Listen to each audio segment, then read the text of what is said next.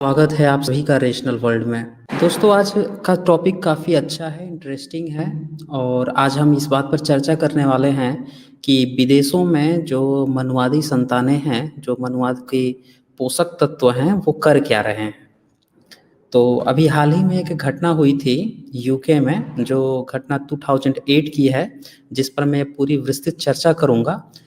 तो यहाँ के भारत के जो मनुवादी लोग हैं, इन्होंने कई सारी संस्थाएं बना रखी हैं, और इन संस्थाओं का काम है कि विदेशों में रह रहे जितने भी भारत के जो शूद्र वर्ग हैं, जिसे ये शूद्र कहते हैं, शूद्र वर्ग तो एक्चुअली में है नहीं, हम सभी बराबर हैं, इक्वल हैं, लेकिन जिन्हें ये शूद्र कहते हैं उनको हक विदेशों में भी न मिल पाए।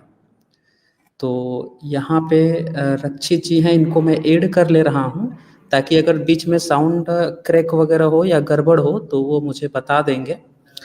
तो इस सेशन को हम शुरू करते हैं। बीच में साउंड क्रैक वगैरह हो या तो इसको मैं स्लाइड से शुरू करता हूँ, ताकि सभी लोगों को क्लियर हो जाए कि विदेशों में चल क्या रहा है। ये आप लोगों को स्क्रीन दिख रहा होगा। इस स्क्रीन में साफ साफ आप लोगों को क्लियर ये पता चल रहा होगा कि इंग्लैंड में सिंगल इक्वलिटी बिल पारित होने को थी। 2008 के करीब की घटना है। और उस समय जो विदेशों में हिंदू काउंसिल है, हर अलग अलग देशों में अलग अलग काउंसिल बनाई गई है, ये मनुवादी संगठनों द्वारा। और इनमें से जो यूके की हिंदू काउंसिल थी, और उसका जो लीडर था, जो हम कह सकते हैं कि जो उसको जिसने रिपोर्ट ये पोस्ट की थी या पेश की थी, उसका नाम था डॉक्टर राज पंडित शर्मा।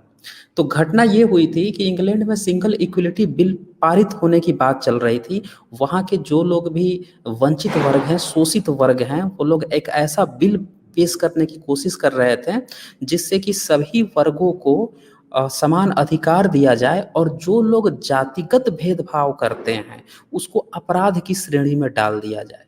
तो जैसे ही ये बात चली, तुरंत ही मनुवादियों के कान खड़े हो गए हैं। जातिगत भेदभाव खत्म हो जाएगा, फिर हमें ऊंच कौन समझेगा। अब इन्हें तो आरक्षण ले रखा है 1000 साल से, कि भाई जन्म लेते ही इनको आरक्षण मिल जाता है कि ये उच्च जाति के हैं। तुरंत इनको अपने ऊपर कील टंगता हुआ, फांसी का जो फंदा होता है वो टंगता दिखाई दिया कि यार अब तो कोई जातिगत हम भेदभाव नहीं रहेगा, तो फिर हम उच्च कैसे बने रहेंगे। कम से कम अंग्रेजों के हम तलवे चाट लेते हैं, उनसे कोई दिक्कत नहीं है, लेकिन जो भारत के लोग हैं उनको तो हम नीचा बना के रखते हैं, वो तो हमारा छूट जाएगा। तो तुरंत ही इस डॉक्टर राज पंडित शर्मा जो है, जो इसका एक तरह से हेड ही आप कह सकते हैं, जो हिंदू काउंसिल यूके संगठन था वहाँ का, उसने तुरंत एक रिपोर्ट पेश कर दी, और उस रिपोर्ट का नाम दिया द कास्ट सिस्टम।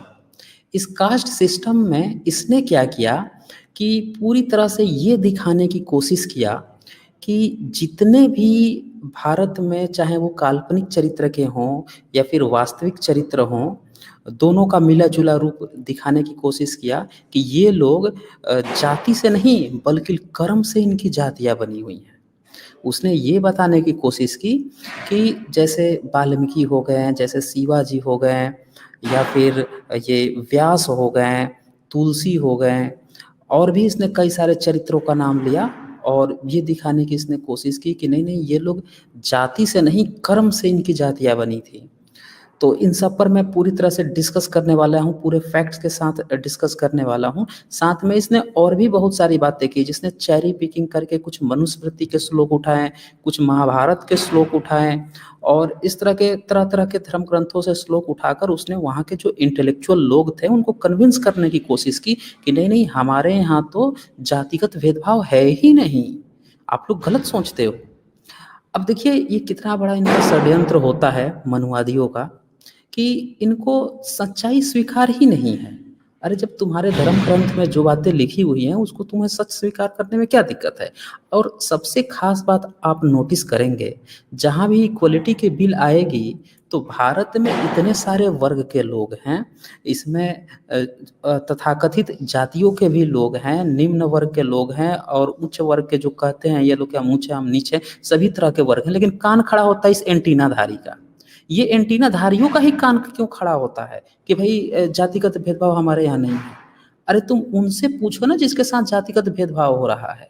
तो ये फिर लीपापोती करने के लिए इसने किताब लिख दिया था द कास्ट सिस्टम।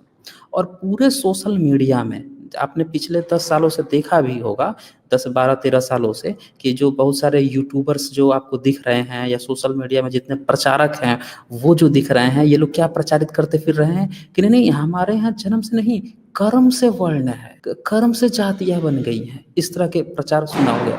आपने ये भी सुना होगा कि नहीं नहीं हमारे यहाँ तो कास्ट सिस्टम था ही नहीं, कास्ट विदेशों से आ गया है, विदेशियों ने दे दिया है, ये भी आपने सुना होगा।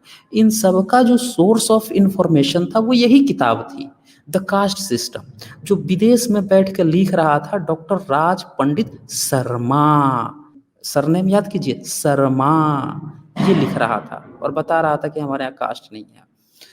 लेकिन आपको जानकर बहुत खुशी होगी कि तू डाल डाल तो हम पात पात, जो बाबा साहब ने जो एक इंटेलेक्चुअल वर्ग पैदा किया है, जो पेरियार फूले बुद्ध के राहों पर चलते हुए जो एक इंटेलेक्चुअल जो लोग खड़े हो गए हैं, वो कहाँ चुप बैठने वाले थे। तुरंत ही प्रतिक्रिया दी गई, ईंट ठोक के दी गई, डंके की चोट पर उसको प्रतिक्रिया दी गई, और उसके सामने तुरंत एक किताब आई, द ईविल ऑफ कास्ट, जिसको लिखा था फैफो के वो हेड हैं और प्रसिद्ध अम्बेडकराइट हैं, उनका नाम है चानड़ चाहल जी। हालांकि उनकी उस स्वास्थ्य जो है उस समय अच्छी नहीं थी, फिर भी जवाब तो देना था और उन्होंने दिया।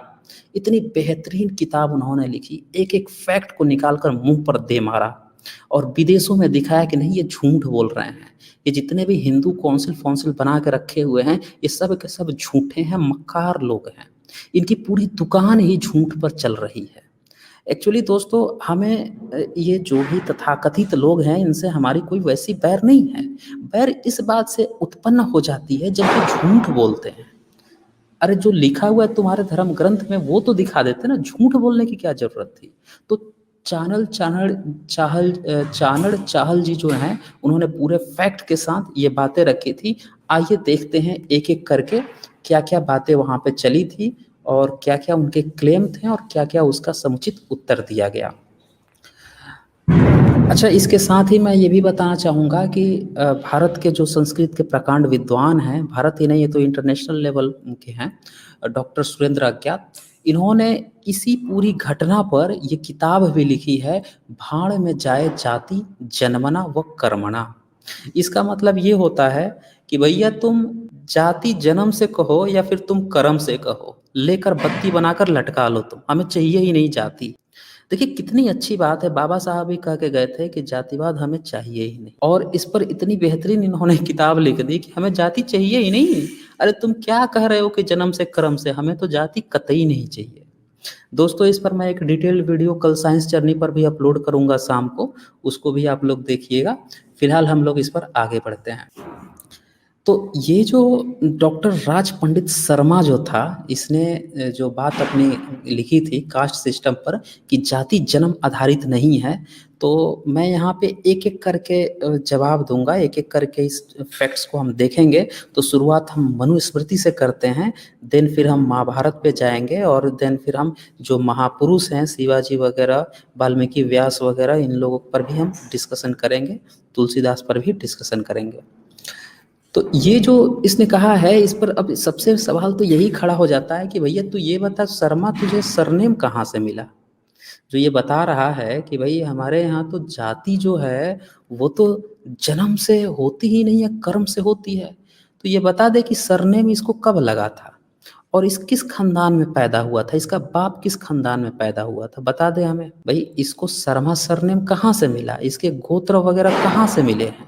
अगर कर्म से मिलना होता तो इसका गोत्र क्या है, इसने शादी किया होगा, गोत्र कुंडली वगैरह दिखाई होगी, नहीं भी दिखाया होगा तो अपने बाप से पूछ ले इसके गोत्र कुंडली वगैरह क्या थी, कहाँ से ये मिली है इसको। जब अगर कर्म से है तो कर्म से गोत्र कहाँ से आ गया इसका।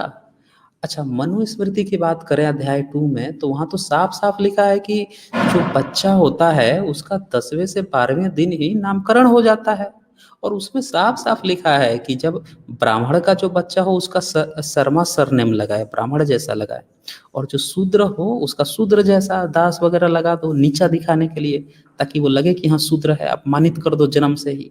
तो वो तो 10 से 12 दिन पर की बात आ रही है। और ये क्या लिखता है द कास्ट सिस्टम में कि जाति जो है जन्म से होती ही नहीं है।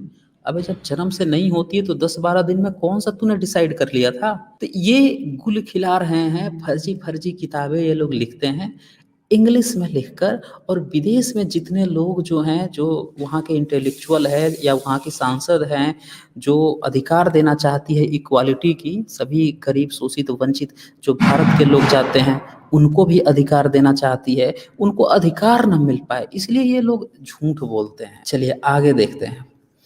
अब ये मनुस्मृति का ही जो अध्याय 2 का जो बात था, इससे ये तो एक बात तो आपको क्लियर हो ही गई होगी कि भाई 10-12 साल में ही सरनेम लग जाता है, नाम भी रख दिया जाता है वर्ण और जाति के अनुसार। तो भाई साहब इसका भी सरनेम यहीं से आया है। सरनेम इसका अपने माँ बाप से मिला है, इसके कर्म से नहीं मिला है। आप पूछिए उससे कि बेटा तूने जब सरनेम अपने क्लास में नाम लिखवाया होगा, क्लास 1 में नाम लिखवाया होगा, एलकेजी यूकेजी जब भी पढ़ा होगा, बेटा तू कौन सा कर्म करके आ गया था कि तेरा नाम शर्मा उस समय लग गया था? कब तूने शर्मा लगवा लिया था अपना सरनेम? पूछेंगे तो तुरंत पता चल जाएगा कहाँ से आया हुआ है। चलिए मनुस्मृति का जो अध्याय 2 है उसका 36 श्लोक देखें। उसमें क्या कहता है कि जो ये ब्राह्मण का जो बच्चा है उसको 8वें वर्ष में, क्षत्रिय के बच्चे को 11वें वर्ष में और वैश्य के बच्चे को 12वें वर्ष में यज्ञोपवीत संस्कार करें, यानी कि जनेऊ पहनाएं। अब एक बात आप पूरी तरह से क्लियर जान जाइए कि जो जनेऊ पहनेगा, जिसका यज्ञोपवीत संस्कार होगा, सिर्फ वही वही जो है पढ़ाई कर सकता है और पढ़ने का अधिकार सिर्फ उसी को मिलता है। और मनुस्मृति में स्त्री को और जो शूद्र हैं उनको अधिकार ही नहीं है। तो भाई साहब तू ये बता दे हमें कि 8 साल पर और ये 12वें साल पर और ये 11वें साल पर कैसे डिसाइड हो रहा है कि तुझको पढ़ाया जाएगा, तेरा यज्ञोपवीत संस्कार होगा, तेरा नहीं होगा? और सारी की सारी स्त्रियों को ही, चाहे वो सवर्ण की ही स्त्री क्यों ना हो, ब्राह्मण की ही स्त्री क्यों नहीं, उसी की क्यों नहीं बच्ची हो, उसका भी ये जनेऊ नहीं करता है, यज्ञोपवीत नहीं करता है।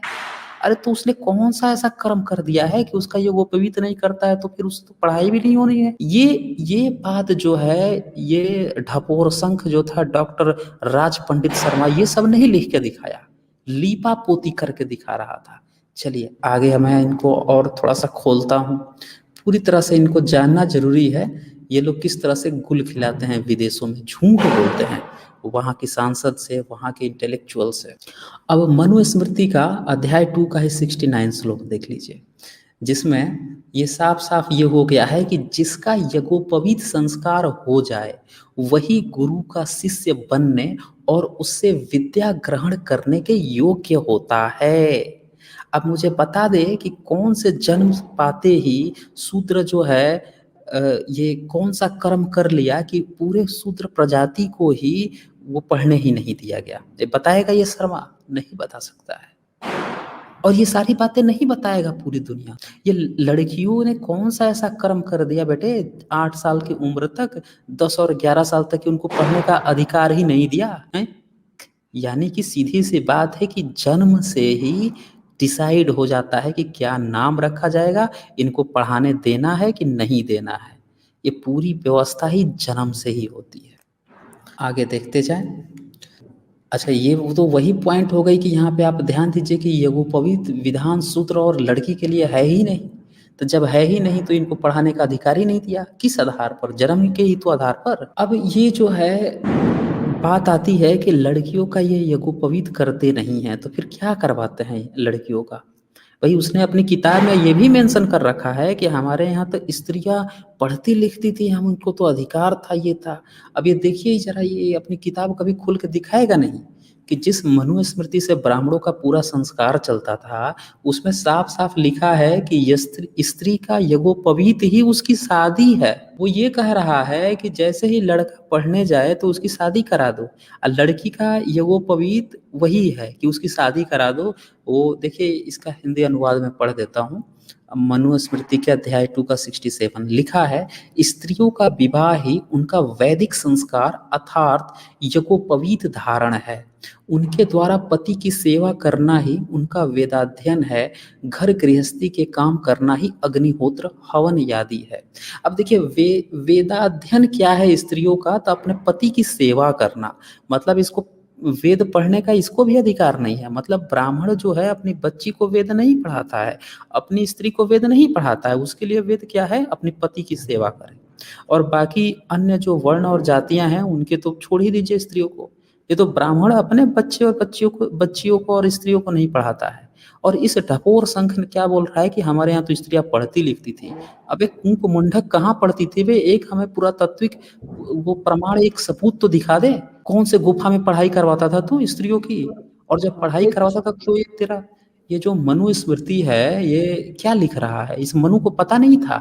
जिस मनुस्मृति को लेके तुम लोग दिन रात ढो रहे थे, घूम रहे थे, इनको पता नहीं था कि स्त्रियों जब हमारे यहाँ पढ़ती है तो ये बात लिख रहा है। चलिए आगे बढ़ते हैं। सर एक चीज जी ऐड करना जी। चाहता हूँ कि इसमें आप देखिएगा, अगर ये कोई ऐसी क्लेम कर रहे हैं तो इसके बहुत सारे एविडेंस मिले हैं दासी प्रथा के। अब जो देवदासी बनते थे मंदिरों में, तो सबसे ज्यादा ये अछूत लोग और शूद्र लड़कियों को ही बनाते थे, ठीक है। और जी वहां से जी वो जो पंडित पुजारी होते थे या उस मंदिर में जो राजा वहां का विजिट करने आता था, वो उनका भोग करता था। अब सवाल ये उठता है कि जाति को लेकर अगर आप कर्म पे बोलते हैं तो भाई देवदासी जो बने वो कौन सा कर्म बना किया उन्होंने जिससे वो देवदासी बन गए? क्या वो अपनी इच्छा से बन गए कि या समाज ने उनको मजबूर किया बनने के जी लिए? जी अच्छी जी, इस सब पर हम लोग चर्चा करेंगे। जी इस जी, सेशन को ये एक थोड़ा सा मैं इम्पोर्टेंट पॉइंट खींच आता है। देता हूँ। हाँ, ये इम्पोर्टेंट पॉइंट है और फिर इसके बाद से हम लोग इस पर और चर्चा करेंगे। अब देखिए यहाँ पे एक साथियों, एक बात आप लोग समझ जाइए कि जाति का मतलब जो है, जो उसका शब्दार्थ है, उसका मतलब ही जन्म होता है। और कौन सा ढपोर संघ है जो बोलता है कि जाति जन्म से नहीं होती है? अरे जाति का शब्दार्थ ही जन्म है, ये बात इन लोगों को समझनी होगी। चलिए अब मैं आप लोगों को एक और सबूत दिखाता हूँ छांदोग्य उपनिषद का। ये लोग गाते रहते हैं ना विदेशों में कि भाई हमारा उपनिषद जो है उसकी बड़ी तारीफ लोग करते हैं। ये दिन रात यही गाते रहते हैं, तारीफ किया हो ना किया हो वो अलग मैटर है, लेकिन दिन रात उपनिषद का ढोल पीटते हैं। तो चलिए इनका छांदोग्य उपनिषद क्या कहता है वही मैं दिखा देता हूँ। उसके चैप्टर 5 का जो 10 सर्ग है उसका 7 श्लोक देखें, उसका मैं हिंदी अनुवाद आपको दिखा देता हूँ क्या कहता है। ये कह रहा है, जो अच्छे कर्म व आचरण वाले होते हैं वे शीघ्र ही उत्तम योनि को प्राप्त होते हैं। वे ब्राह्मण योनि, क्षत्रिय योनि अथवा वैश्य योनि प्राप्त करते हैं। तथा जो अशुभ कर्म व आचरण वाले होते हैं वे अशुभ योनि को प्राप्त होते हैं। वे कुत्ते, सूअर अथवा चंडाल योनि को प्राप्त करते हैं। तो देख लिया आपने, हम सभी जानते हैं कि पुनर्जन्म तो होता नहीं है। पिछला जन्म किसी माई के लाल ने आज तक नहीं देखा। और जो बोलता है कि वो जानता है वो झूठ बोलता है, हरामखोर है, धूर्त है, लंपट है। जो इस तरह के बोलता है कि पिछला जन्म में हम ये थे। पूरी दुनिया पूरी साइंटिफिकली ये प्रूफ हो चुका है कोई पुनर्जन्म नहीं होता है।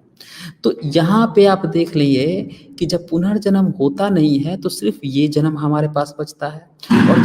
और जब ये जन्म बचता है तो ये कैसे, देखिए क्या कह रहा है कि जो जन्म ले लिए हैं उनका कहाँ से ये आ रहा है, पिछले जन्म से आ रहा है। तो पिछला जन्म तो होता नहीं है, यानी आप जन्म ले लिए हैं, यानी बाई बर्थ ही आप ये बन के आए हुए हैं, ब्राह्मण बन के आए हैं। ब्राह्मण योनि में आप जन्म लिए हैं, क्षत्रिय योनि में जन्म लिए हैं और वैश्य योनि में जन्म लिए हैं। देखिए यहीं से पूरी तरह से क्लियर हो गया। ये बोल रहा है कि जन्म ही ब्राह्मण योनि से हुआ यानी ये ब्राह्मण है, जन्म ही क्षत्रिय योनि से हुआ यानी ये क्षत्रिय है, जन्म ही वैश्य योनि से हुआ और जन्म ही सूअर योनि, अशुभ योनि कह रहा है, शूद्र योनि नहीं कह रहा है। क्या कह रहा है, अशुभ योनि। ये क्या कह रहा है, कुत्ते, सूअर अथवा चंडाल योनि को प्राप्त करते हैं। तो देखा आपने, ये बता दिया ना कि उत्तम योनि कौन सी होती है और निम्न योनि कौन सी होती है, क्लियर कर दिया।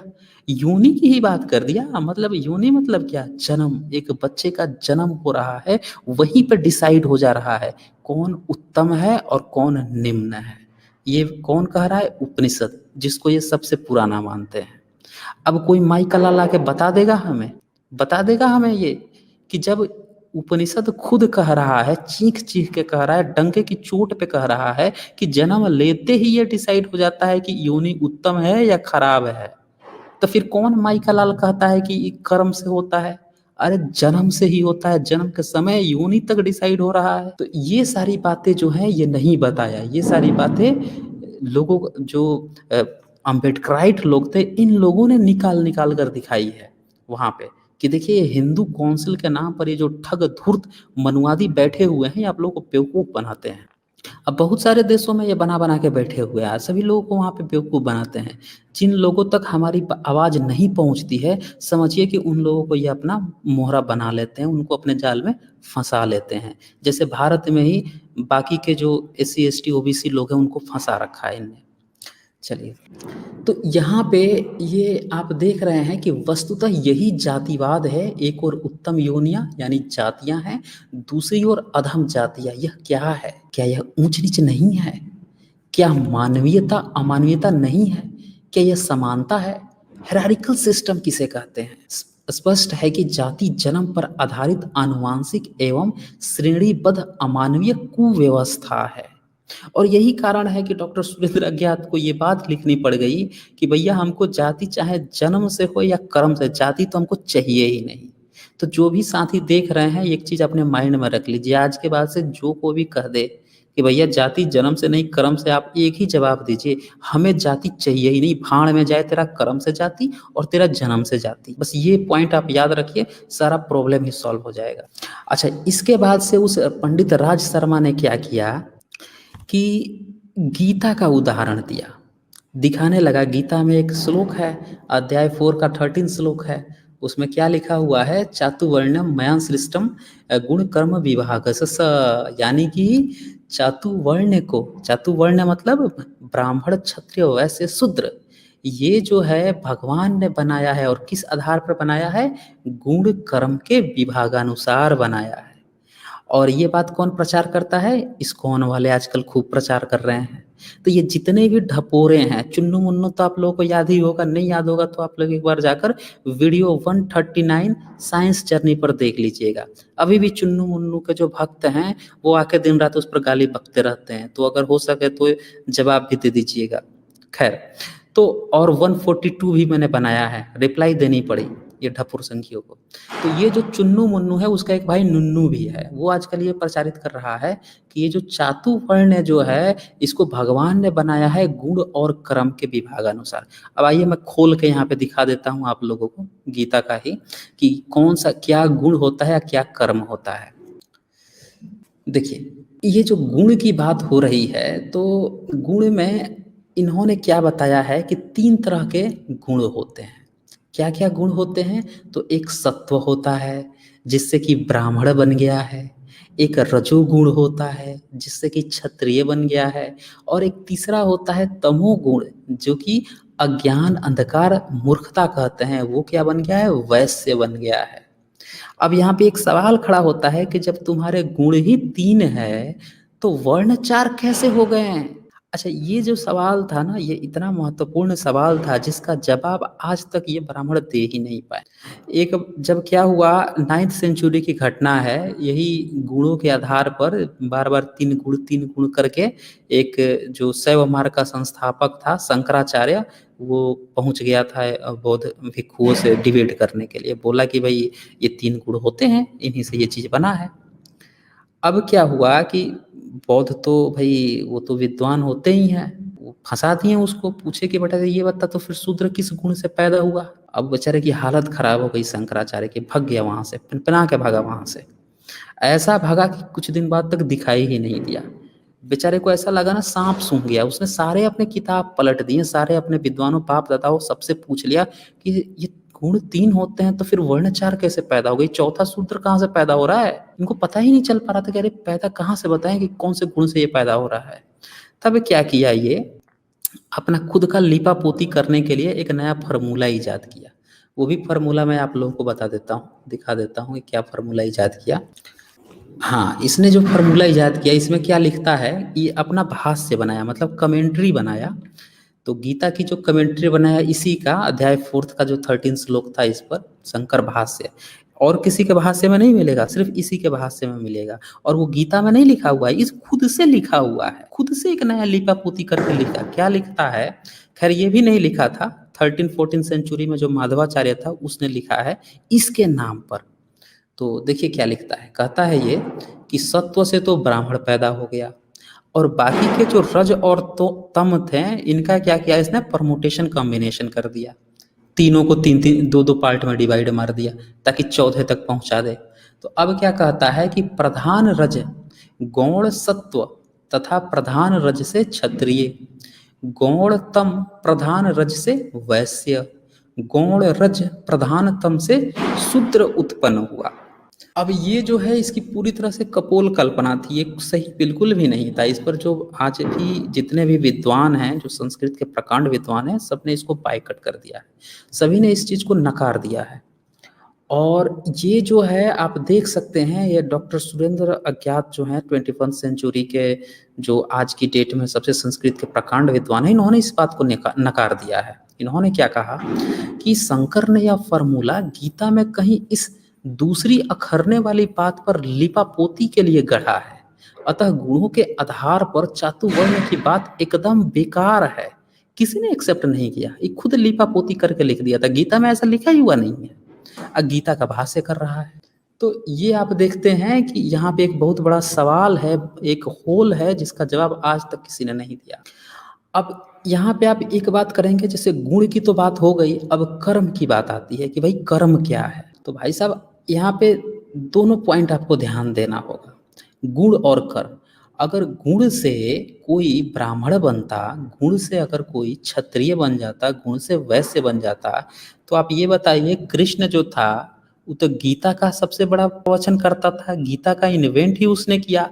अगर इनकी कपोल कल्पित जो बातें हैं उनको मान लिया जाए तो फिर सबसे बड़ा ब्राह्मण तो कृष्ण को होना चाहिए था, क्यों नहीं आज तक वो ब्राह्मण बन पाया। आज तक इतने सारे ब्राह्मण हो गए जो एक भी किताब नहीं लिखे, एक भी कुछ नहीं लिखे, बस बाप ब्राह्मण था तो ब्राह्मण बन गए। और कृष्ण पूरा का पूरा अगर गीता ही रच दिया तो भी वो ब्राह्मण नहीं बन पाया है? क्यों नहीं बन पाया? इससे क्या पता चलता है आपको कि उसके अंदर गुण था, ज्ञान था, तब भी वो ब्राह्मण नहीं कहलाया।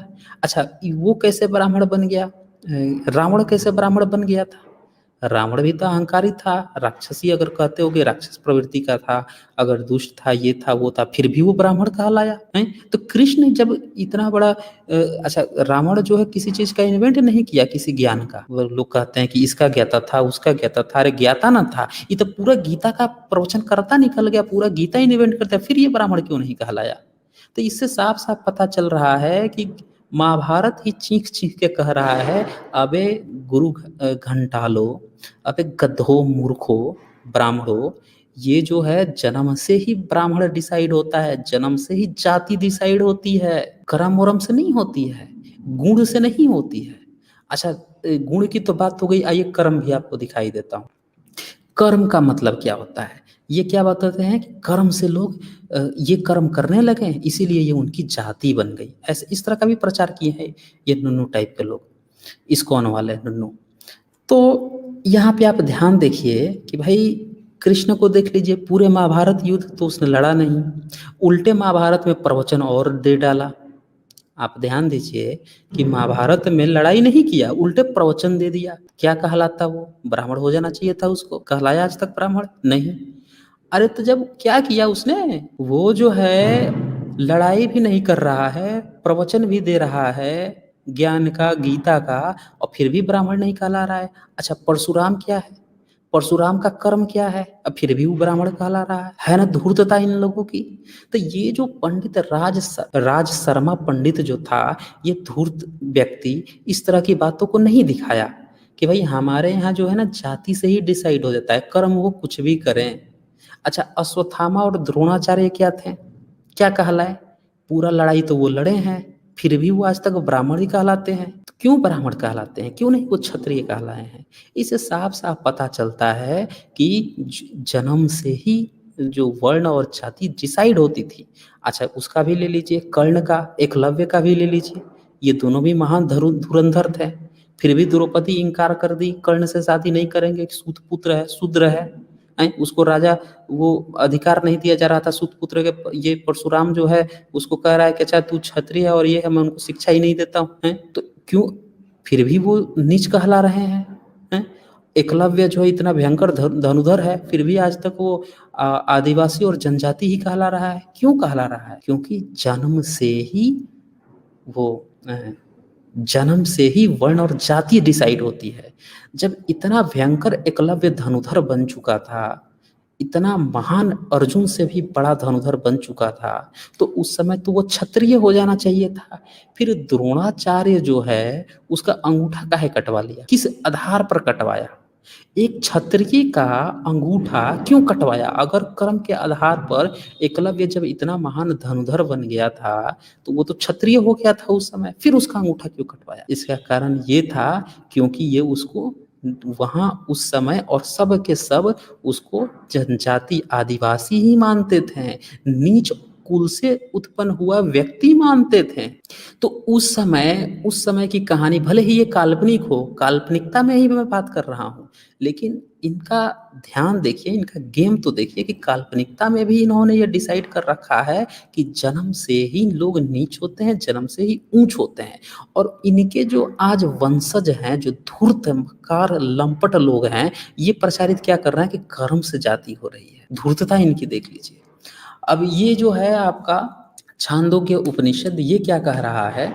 ये बता रहा है कि पिछला जो जन्म है ना, उसके कर्म के अनुसार अगला जन्म होता है। ये देख लीजिए, छांदोग्य उपनिषद ने कहा है कि जो अच्छे कर्म या आचरण वाले होते हैं वे शीघ्र ही उत्तम योनि को प्राप्त होते हैं। ये तो मैं आप लोग को ऐसे दिखा ही चुका हूँ कि कुत्ते सुअर चंडाल की योनि प्राप्त करते हैं, और ब्राह्मण माँ की योनि, क्षत्रिय माँ की योनि। तो ये सीधे सीधे दिखा रहा है कि जो छांदोग्य उपनिषद यही कह रहा है कि पिछला जन्म होता नहीं है, तो जब जन्म लिया वहीं से उसका वर्ण डिसाइड हो गया। क्लियर हो गया होगा आप लोगों को?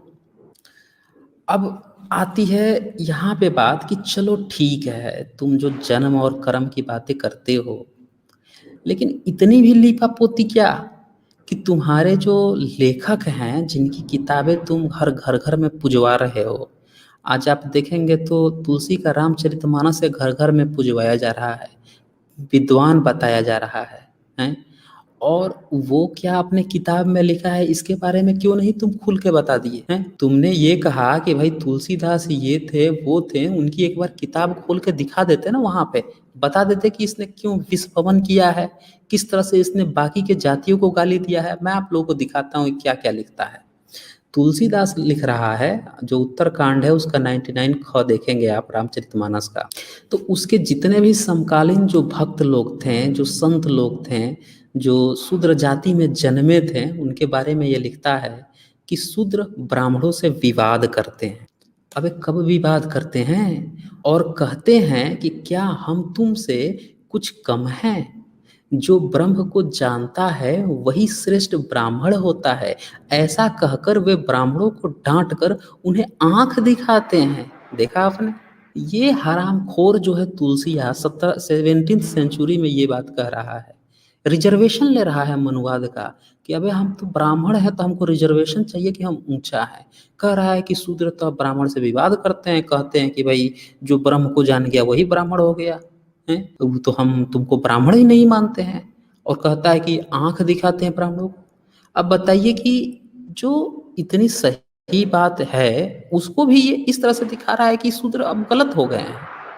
यानी कि उस समय भी ये तथाकथित ब्राह्मण जो है रिजर्वेशन ले रहा था कि हम जन्म लेते ही उच्च हो जाते हैं।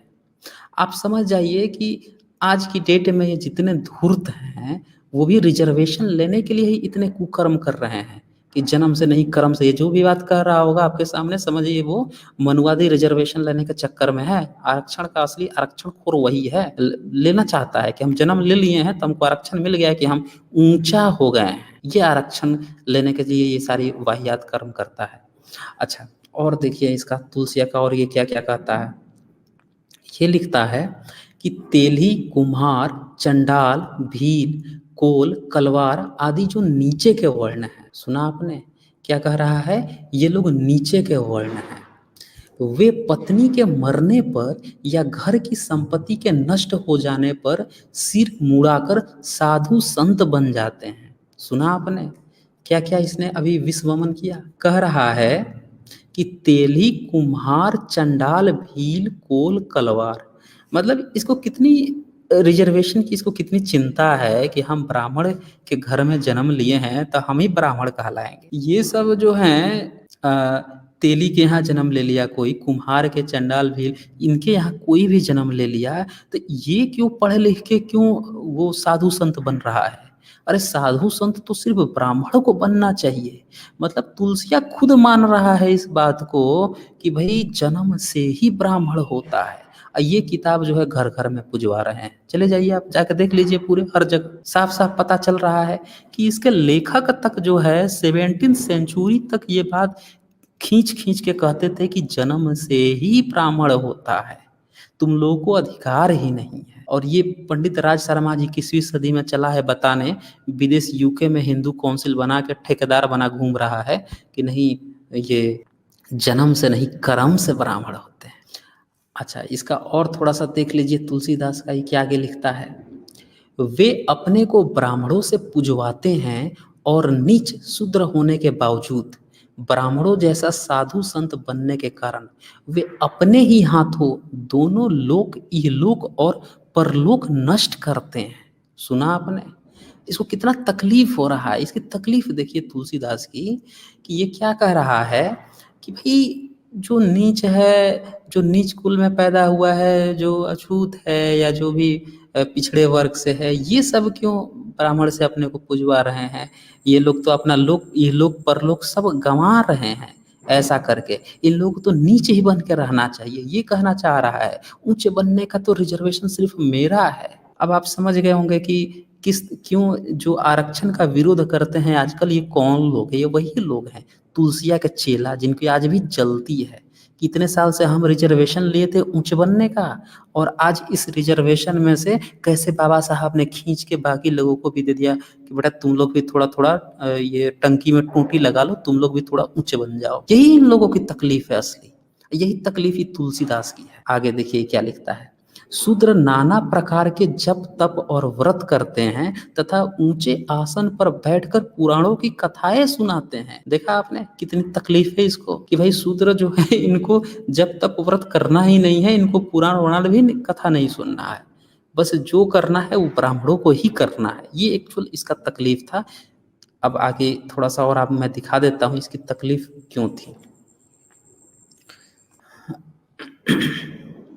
तुलसीदास जो है इसने जो अरण्य कांड है रामचरितमानस का, उसके 33 जो सर्ग है उसमें आगे आप देखेंगे। वैसे इसमें 33 सर्ग नहीं होता है, आप इसमें खंड श्लोक और चौपाए होते हैं। तो तुलसीदास का इसमें आदेश है कि ब्राह्मण यदि सील और गुण से हीन हो तो भी पूज्य है, परंतु शूद्र यदि गुणों की खान भी हो और ज्ञान में भी निपुण हो तो भी उसका सम्मान नहीं करना चाहिए। देखा आपने, ये है असली रिजर्वेशन। ये रिजर्वेशन के लिए ये आज आपको चिल्लाते हैं और पूरी दुनिया को गाली देते फिरते हैं, और ये जितना सोशल मीडिया का प्रोपेगेंडा है वो सिर्फ ये रिजर्वेशन लेने के लिए ही है। क्या कह रहा है, ब्राह्मण यदि सील और गुण से हीन भी हो तो भी पूज्य है। यही तो असली रिजर्वेशन है। क्यों नहीं कोई माइक ला के बोल देता है कि भाई जो सील और गुण से हीन है वो पूज्य नहीं है, क्यों नहीं बोलता है। फिर आगे ये देखिए, परंतु शूद्र यदि गुणों की खान भी हो, मतलब कितना भी गुणवान हो तो भी उसका सम्मान नहीं करना चाहिए। ये जो है तुलसीदास बोल रहा है, ये एक्चुअल रिजर्वेशन दे रहा है। क्या रिजर्वेशन है कि हम कितने भी खराब हो तो हमें रिजर्वेशन मिलना चाहिए, ये कितना भी ज्ञानी हो तो भी नहीं मिलना चाहिए। यही कारण है कि आजकल जितने भी आरक्षण विरोधी जो कह रहे हैं, जो हमारा कॉन्स्टिट्यूशन ने जो रिजर्वेशन दिया है SC ST OBC को, इसका जो विरोध करते हैं वो यही लोग हैं जो चाहते हैं कि तुलसी का के ये परम चेले हैं, उसी का खून उनकी रगों में दौड़ता है। जातिवादी, कि हम कितने भी गधे, बेवकूफ, हरामखोर, लंपट, धूर्त हों, हमें ही सब चीज मिलना चाहिए, दूसरों को थोड़ा सा भी रिजर्वेशन नहीं मिलना चाहिए। ये है एक्चुअली। चलिए थोड़ा सा और मैं आपको दिखा देता हूँ। हाँ चलिए, ये पॉइंट आ ही गया। तुलसी पूजक व प्रशंसक ही आज अनुसूचित जातियों व अनुसूचित जनजातियों के आरक्षण को लेकर छाती पीटते हैं और योग्यता, मेरिट की दुहाई देते हैं। जो स्वयं दूसरों की योग्यता को दंडित करने का गुणगान करे, वे योग्यता के प्रति कितने ईमानदार हैं, कहने की जरूरत नहीं रह जाती है। कितना अच्छा पॉइंट लिखा हुआ है, देख लीजिए आप। ये कौन लोग आजकल आरक्षण का विरोध करते हैं और वो दूसरी तरफ क्या कह रहे हैं कि हम कितने भी खराब हो तब भी हमें पूजा जाना चाहिए, ये कितना भी अच्छा हो उसे नहीं देना चाहिए। अच्छा, इसके बाद से जो पंडित राज शर्मा था, इसने दूसरा जो गेम खेला, इस ये बताया कि हमारे यहाँ बहुत सारे ऐसे विद्वान हुए हैं जो पहले शूद्र थे, अब बाद में ब्राह्मण बन गए, क्षत्रिय बन गए। इस तरह का फर्जी बात बताया, जिसमें सबसे पहले उसने वाल्मीकि का नाम लिया था। तो दिखा देता हूँ मैं। वैसे तो इस पर पूरी एक स्ट्रीम हुई हुई है, आप लोग इसी रेशनल वर्ल्ड पर जाकर आप देख सकते हैं कि वाल्मीकि ये क्षत्रिय, ये क्या थे, शूद्र थे या फिर ब्राह्मण थे या फिर क्या थे, उस पर पूरी एक डिटेल में विस्तृत एक स्ट्रीम हुई है, आप लोग उसको देख सकते हैं। तो यहाँ पे भी मैं हल्का सा आपको संक्षिप्त दिखा देता हूँ कि वाल्मीकि रामायण के जो ये उत्तरकांड है उसका 96 सर का 19 जो श्लोक है, उसमें साफ साफ लिखा है, हे राम, मैं प्रचेता का 10वां पुत्र हूँ। और प्रचेता कौन था? तो ब्रह्मा का मानस पुत्र था। अच्छा, अध्यात्म रामायण में भी ये लिखा हुआ है, ये आप देख लीजिए। इसमें तो साफ साफ बोलता है कि मेरा जन्म द्विज में हुआ है, ब्राह्मण में हुआ है।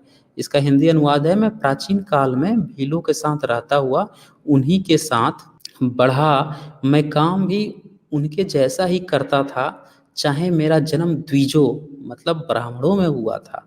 साफ साफ इसने खुद बता दिया है अध्यात्म रामायण में। अच्छा, इसके बाद से जो है अब प्रचेता जो है, यह मनुस्मृति का अध्याय 1 का 35 अगर आप श्लोक देखें तो साफ साफ बोलता है कि जो ये 10 प्रजापति थे, यानी जो ब्रह्मा के पुत्र थे, उन्हीं में से ये भी कहा गया प्रचेता। ये आप यहाँ देख सकते हैं, प्रचेता भी था। यहाँ से पता चल गया कि प्रचेता का पुत्र था, यानी ब्रह्मा का मानस पुत्र था, यानी ये ब्राह्मण था। अब मनुस्मृति का जो अध्याय 9 है, उसका जो आप 317 अगर आप श्लोक देखें तो वहाँ पे भी साफ साफ लिखा हुआ है कि जो पूज्य होता है, मतलब ब्राह्मण जो है, ब्राह्मण मतलब हर हाल में पूज्य है, क्योंकि मनुस्मृति का आदेश है कि ब्राह्मण चाहे अविद्वान मतलब मूर्ख ही क्यों ना हो, जैसा कि तुलसी ने भी कहा था, आपने देखा ही, चाहे वो विद्वान हो, वह दोनों ही स्थितियों में ब्राह्मण होता है, क्योंकि वह महान, बड़ा, श्रेष्ठ देवता है, अतः पूज्य होता है। जैसे शमशान में भी जलती हुई अग्नि दूषित नहीं होती, वह तेजस्वी ही बनी रहती है, उसी प्रकार ब्राह्मण चाहे निंदित ही कर्म करे तो भी वह पूज्य ही रहता है, क्योंकि वह उत्तम देवता है। इसी रिजर्वेशन को बचाने के लिए जो पंडित राज शर्मा जो बैठा हुआ है वहाँ पे यूके में, और जो हिंदू काउंसिल वहाँ से रिपोर्ट जारी करवा रहा है वहाँ की संसद को देने के लिए कि भैया बिल, इक्वलिटी बिल पास मत करो, ये तो हमारा धर्म ग्रंथ में लिखा हुआ है, हमारा रिजर्वेशन तुम छीन लोगे। धूर्तता देख लीजिए, ये सब बातें लिख के नहीं दिखाया, ये सारी बातें जो है द इविल ऑफ कास्ट और ये जो जाति जन्मना कर्मणा से लिखकर दिखानी पड़ी वहाँ के लोगों को कि नहीं नहीं ये झूठ बोल रहा है, आप लोगों के यहाँ बैठ के खैरात में खा रहा है और झूठ बोल रहा है। ब्राह्मण मतलब अब तो मुझे कभी कभी तो लगता है कि जितने मनुवादी हैं ये साले कभी सही बोलते ही नहीं है, इनका जन्म ही झूठ में होता है, इनका जन्म ही झूठ है। अच्छा, इसके बाद से इसने दूसरा एक उदाहरण दिया था व्यास का। क्या कहता है कि व्यास जो है ना वो भी ब्राह्मण नहीं थे, योग्यता के कारण मल्लाह की पुत्री सत्यवती का पुत्र व्यास इतना महान बन गया। सुना आपने क्या कह रहा है? सत्यवती का पुत्र। अब इस धूर्त को कौन बताए कि बेटा जो वर्ण है, जो जाति है, वो औरत से डिसाइड होती है कि उसके बाप से डिसाइड होती है, ये बात ये नहीं बताएगा। जहाँ मौका मिला वहाँ स्त्री को का वर्ण चला दिया, जहाँ मन में आया वहाँ पे बाप का वर्ण चला देगा। अब यहाँ पे क्या बोल रहा है, सत्यवती का पुत्र। अबे गधे, इसका बाप ही तो होगा, बिना बाप की औलाद था क्या ये? आइए अब मैं पूरी कहानी ही दिखा देता हूँ इसकी। वैसे तो इस पर भी कई बार चर्चाएं हो चुकी हैं, लेकिन चूंकि प्रसंग है तो मैं दिखा ही देता हूँ आप लोगों को। अब महाभारत का जो आदि पर्व है उसका अध्याय 63 में अगर आप देखेंगे तो वहाँ साफ साफ सत्यवती और उसके भाई का जन्म कैसे हुआ था उसके बारे में साफ साफ लिखा हुआ है। क्या लिखा हुआ है कि उन दो बच्चों में से जो लड़का था उसे राजा उपरिचर ने रख लिया। मतलब दो बच्चे हुए थे, तो जो लड़का था उसको तो राजा ने रख लिया कि यह वंश परंपरा को आगे बढ़ाएगा, पिंडदान करेगा आदि, और उसका नाम मत्स्य रखा। वह बड़ा धार्मिक और संग्राम विजयी राजा हुआ, परंतु लड़की के शरीर से क्योंकि मछली जैसी गंध आती थी, अतः उसने वह लड़की एक मल्लाह को दे दी और कहा कि अब से यह तुम्हारी बेटी हुई। सुना आपने? उस राजा जो है उसका जो दो बेटा हुआ तो लड़का को रख लिया, लड़की को मल्लाह को दे दिया। सॉरी, मतलब मुझे खांसी आ गई ऐसी बातें सुन के कि यार लड़की को अपनी मल्लाह को दे दिया क्योंकि उसके शरीर से मछली जैसी गंध आ रही थी। मतलब सोचने वाली बात है कि यार कितने घिनौने इसके राइटर रहे होंगे, लेखक रहे होंगे। वो लड़की राजा की बेटी है, जन्म से राजा की बेटी है, पालने के लिए मल्लाह को दे दिया। यहाँ से भी साबित हो रहा है कि उस लड़की जो है वो मल्लाह नहीं थी, गोद ली हुई लड़की थी। उसका भी जन्म जो है वो क्षत्रिय के यहाँ हुआ था। ये बात यहाँ पे आ रही है। और इनके उपनिषद को देखें तो इनका उपनिषद क्या कह रहा है कि भाई साहब पिछले कर्म के अनुसार आपका जन्म होता है। तो पिछला जन्म अगर क्षत्रिय का था, इस जन्म में जब ये क्षत्रिय के घर में जन्म ली तो ये राजा कौन होता है और ये विधि विधान कौन होता है जो मल्लाह को दे दिया? इसका मतलब कि ये पिछले जन्म में कुछ अच्छा की थी तभी तो क्षत्रिय के योनि में पैदा हुई। इसका उपनिषद कह रहा है कि योनि क्षत्रिय होनी चाहिए पिछले कर्म के अनुसार। तो क्षत्रिय योनि मिली इसको तो ये क्षत्रिय ही कहलाएगी फिर तो यहाँ से भी साबित होता है कि व्यास की जो माँ है, जो माँ के आधार पर कह रहा था, वो तो क्षत्रिय घर की थी। अब आप देख लीजिए इसमें क्या लिखता है कि डॉक्टर शर्मा के ही पूज्य ग्रंथ हमें बताते हैं कि सत्यवती वस्तुतः मल्लाह की पुत्री नहीं थी, वह एक क्षत्रिय राजा की पुत्री थी। मल्लाह ने सिर्फ उसका पालन पोषण किया था, इसी कारण वह रूप और सत्व से संयुक्त तथा समस्त सद्गुणों से संपन्न थी। ये आदि पर्व का आप 63 चैप्टर देख सकते हैं। अब यहाँ पे दो बुक्स पेज खत्म हो रही थी तो मैंने स्क्रीन एक साथ लिया है, तो ये आपको टेढ़ा दिख रहा होगा। कभी कभी कमेंट में देखता हूँ तो कुछ लोग इस पर कहते हैं कि अलग से जोड़ दिया। अलग से नहीं जोड़ दिया, ये चैप्टर खत्म होता है तो दूसरा चैप्टर जब हमें इसके साथ जोड़ना होता है। ओके, तो महाभारत आगे क्या बताता है कि एक पूज्य ऋषि, चलिए चलिए ये सत्यवती वाली भी मैं आपको वो घटना दिखा देता हूँ, व्यास के जन्म की घटना दिखा देता हूँ। एक तो पहले आपको ये पॉइंट क्लियर हो गया होगा कि जो सत्यवती है वो क्षत्रिय की बेटी थी। अब उसके बाप का भी दिखा देता हूँ कि उसका बाप कौन था व्यास का। सत्यवती जो है वो मल्लाह थी, मल्लाह के घर अब पली बढ़ी तो वो क्या करती थी कि नाव चलाती थी, लोगों को आर पार कराती थी। तो एक दिन जो है वो पराशर जो ऋषि है वो उसके नाव पर बैठ गया। और आप जानते हैं ये जितना भी राज पंडित शर्मा टाइप के चुन्नू मुन्नू नुन्नू टाइप के लोग हैं, ये हर बात में क्या लिखते हैं कि हमारे ऋषि मुनि, हमारे ऋषि मुनि। अब देखिए इसका ऋषि मुनि की कहानी सुन लीजिए। लड़की देखा नहीं, लार टपक गए इसके। क्या कह रहा है कि उससे अब बोल रहा है कि मेरे साथ सेक्स कर ले, ये कह रहा है, ये इनका ऋषि मुनि कर रहा है। मतलब एक लड़की है, मल्लाह की लड़की है, नाव पर आकर उसे इस तरह की बातें कर रहा है। धूर्तता देखिए, लंपटाई देखिए इन लोगों की, कितने हरामखोर इनके पूर्वज हैं। इनको शर्म नहीं आती है? कूड़े में उठाकर फेंक देना चाहिए ऐसे पूर्वजों को, नाले में बहा देना चाहिए ऐसे धूर्तों को। क्या लिखता है अब वो लड़की जो है वो क्या बोलती है कि ऋषि से डरी हुई वह लड़की कहने लगी, महाराज यहाँ नदी के खुले तट पर मैं आपकी इच्छा कैसे पूरी कर सकती हूँ। ऋषि ने एकदम कहा, मैं अपने तप तेज से यहाँ अंधेरा कर देता हूँ। और यह कहकर उसने वहाँ घना कोहरा पैदा कर दिया। ये जो है आपको यही मिल जाएगा 63 सर्ग में मिल जाएगा। तो अब देखिए हरामखोरी, देखिए वो बोल रही है और ये क्या कह रहा है, लेकिन तुम्हें मुझसे सेक्स करना ही पड़ेगा। ये इनकी हरामखोरी है। तो वो तो पहले बहाना बनाई थी सत्यवती, सोची कि भैया ये ऋषि है, श्राप और आप दे देगा, इन लोगों ने डरा के रखा था। वो इस तरह के बहाना बनाती है तो वो और तगड़ा बहाना लेकर आ जाता है।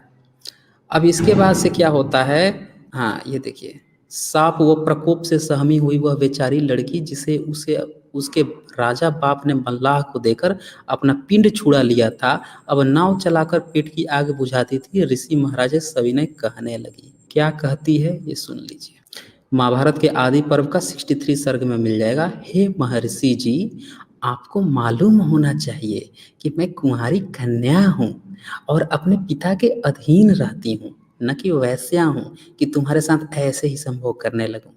यदि मैं आपसे संभोग करूंगी तो मेरा सतीत्व नष्ट हो जाएगा, मेरा कन्या भाव कुंवारापन नष्ट हो जाएगा। इस मतलब ये एक बात कह रही है। और इसके ऋषि लंपट को देख लीजिए, आगे इसकी व्याख्या लिखी हुई है। इस तरह अपना कुंवारापन नष्ट करवा कर मैं अपने पिता के घर कैसे जा सकती हूँ, उन्हें अपना मुंह कैसे दिखा सकती हूँ, है उत्तम ब्राह्मण, है ब्राह्मण श्रेष्ठ, मैं अपना कन्यापन खोकर जीवित नहीं रहूंगी, मैं आत्महत्या कर लूंगी। मतलब इस तरह की बातें जो हैं वहाँ पे व्याख्या के तौर पर आप देख सकते हैं। तो ये जो ऋषि है इतना लंपट है कि पूछना ही नहीं है। देखिए क्या कहता है, ये कहता है कि मैं अपने योग बल से संभोग के उपरांत फिर कन्या बना दूंगा, यानी तुम्हारे खंडित किए हुए सतीत्व हाइम या झिल्ली को पुनः ठीक कर दूंगा, अतः तुम मेरे साथ संभोग करो, मुझे खुश कर देने के बाद तुम फिर से कुंवारी बन जाओगे। ये कह रहा है ये लंपट खड़ूस जो है पराशर ब्राह्मण, ये कह रहा है। ये था इसका पूर्वज, जो पंडित राज शर्मा है इसका असली पूर्वज यही है। देखिए इसकी हरामखोरी, इस तरह के इनके पूर्वज थे, इनको ये डिफेंड करने चला हुआ है। तो यहाँ से आपको सब पता चल गया होगा कि अब ये जो सत्यवती थी इसको ये प्रेग्नेंट कर देता है पराशर। और जब प्रेग्नेंट कर देता है तब यहीं यमुना के उस द्वीप में पराशर का पुत्र व्यास पैदा हुआ। देखा आपने, माँ जो है वो क्षत्रिय निकल गई और पिता जो है ब्राह्मण निकल गया। और ये धूर्त लंपट कौन कहता है कि व्यास जो है जाति से नहीं, मतलब उसकी जो जन्म है उसके जन्म से जाति नहीं, कर्म से डिसाइड हुई है। दोनों ही सूरत में वो झूठ बोल रहा है, झूठ बोल रहा है। ये समझना होगा आप सभी को। और किस तरह से सोशल मीडिया में ये लोग झूठ बोलते हैं। तो ये ऐसा नहीं है कि ये लोग अपनी किताब नहीं पढ़ते हैं, सब पढ़ते हैं। ये झूठ किस लिए बोल रहे हैं आप सोचिए, क्यों बोल रहे हैं झूठ। इनको झूठ बोलने से क्या मिलेगा। क्या आप लोग झूठ बोलते हैं? क्या आप लोग अपने को डिफेंड करने के लिए या बाबा साहब को डिफेंड करने के लिए या किसी को भी डिफेंड करने के लिए आप लोग झूठ बोलते हैं? नहीं बोलते ना। आप लोग सही बातें करते हो, किताब खोलते हो, देखते हो, हाँ बाबा साहब ने ये कहा है, तो आप ये मान के चलते हो कि बाबा साहब तो झूठ बोलेंगे नहीं। वो आप किताब देखते हो, पढ़ते हो, समझते हो, बुद्धि की बात करते हो। बुद्ध की बात करो तो वो तो कहते हैं कि अतदीपो भव, यानी अपना बुद्धि अपना दीपक खुद बनो, विचार करो। वो तो झूठ बोलने की बात ही नहीं करते। उनके तो पंचशील में ही ये सिद्धांत है कि भैया झूठ मत बोलो। पंचशील का एक नियम ही है कि झूठ मत बोलो। तो ये झूठ कौन बोलता है? ये कौन धर्म वाले झूठ बोलते हैं? ये सारे मजहब ईश्वर वाले झूठ बोलते हैं। इनका झूठ पर ही धर्म टिका हुआ है। ब्राह्मण मतलब झूठ। डिक्शनरी बनाने वाले जो भी भविष्य के जो भी हमारे विद्वान लोग हैं, मैं तो कहता हूँ कि भविष्य में ब्राह्मण उसका पर्यायवाची भी बन जाएगा, सिनोनिम बन जाएगा झूठ। जो झूठ बोले वही ब्राह्मण। इतने ये हरामखोर धूर्त होते हैं, इतने झूठ बोलते हैं। मैं जब ये पढ़ा, इसका रिपोर्ट पढ़ा, मैं हैरान रह गया। बताओ, यूके में बैठा हुआ है, वहाँ का सेकुलरिज्म उसको पसंद आ रहा है और इक्वलिटी बिल पर उसको सांप सूंघ रहा है। इतनी झूठी झूठी बातें बोल रहा है कि व्यास जो हैं वो जन्म से नहीं कर्म से विद्वान बन गए थे। कहानी लग रहा है कि उसने अपनी पढ़ी नहीं, सब पढ़ा होगा, केवल झूठ बोलना है इन लोगों का। चलिए, इसने और क्या लिखा था, विश्वामित्र के बारे में भी ऐसे ही झूठ बोला इसने। क्या कहा इसने कि विश्वामित्र जो हैं वो अपने कर्म से ब्राह्मण बन गए थे, जाति से नहीं बने थे। आइए, और विश्वामित्र की बात हो जाएगी तब मैं शिवाजी की भी बात करूंगा। पहले दिखा देता हूँ विश्वामित्र को। अब महाभारत का जो आप ये पर्व देखेंगे, हाँ, हाँ, अलग अलग तरह के, पूरी कहानी सुना देता हूँ आप लोगों को महाभारत की। ये देखिए, कहानी में आता है कि राजा गाधी ने अपनी पुत्री ऋक्षिक ऋषि से विवाह कर दिया, परंतु इस कन्यादान से सभी उसके जब कोई पुत्र पैदा नहीं हुआ, तब एक दिन उसकी पत्नी ने अपनी पुत्री से कहा, मतलब राजा गाधी जो है उसकी एक बेटी थी, उसका एक ऋक्षिक ऋषि था, उसे शादी कर दिया।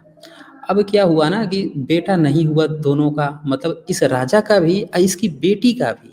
तो राजा की जो माँ है ना, मतलब राजा की माँ नहीं, राजा की जो बेटी है उसकी माँ यानी राजा की पत्नी, तो इन दोनों को वीर्य की व्यवस्था करवानी थी। तो कहाँ से वीर्य आया? इसका जो दामाद था, राजा का दामाद ऋषि, उससे कहा गया, ठीक है ना, उससे कहा गया कि भैया वीर्य ला के दे दो।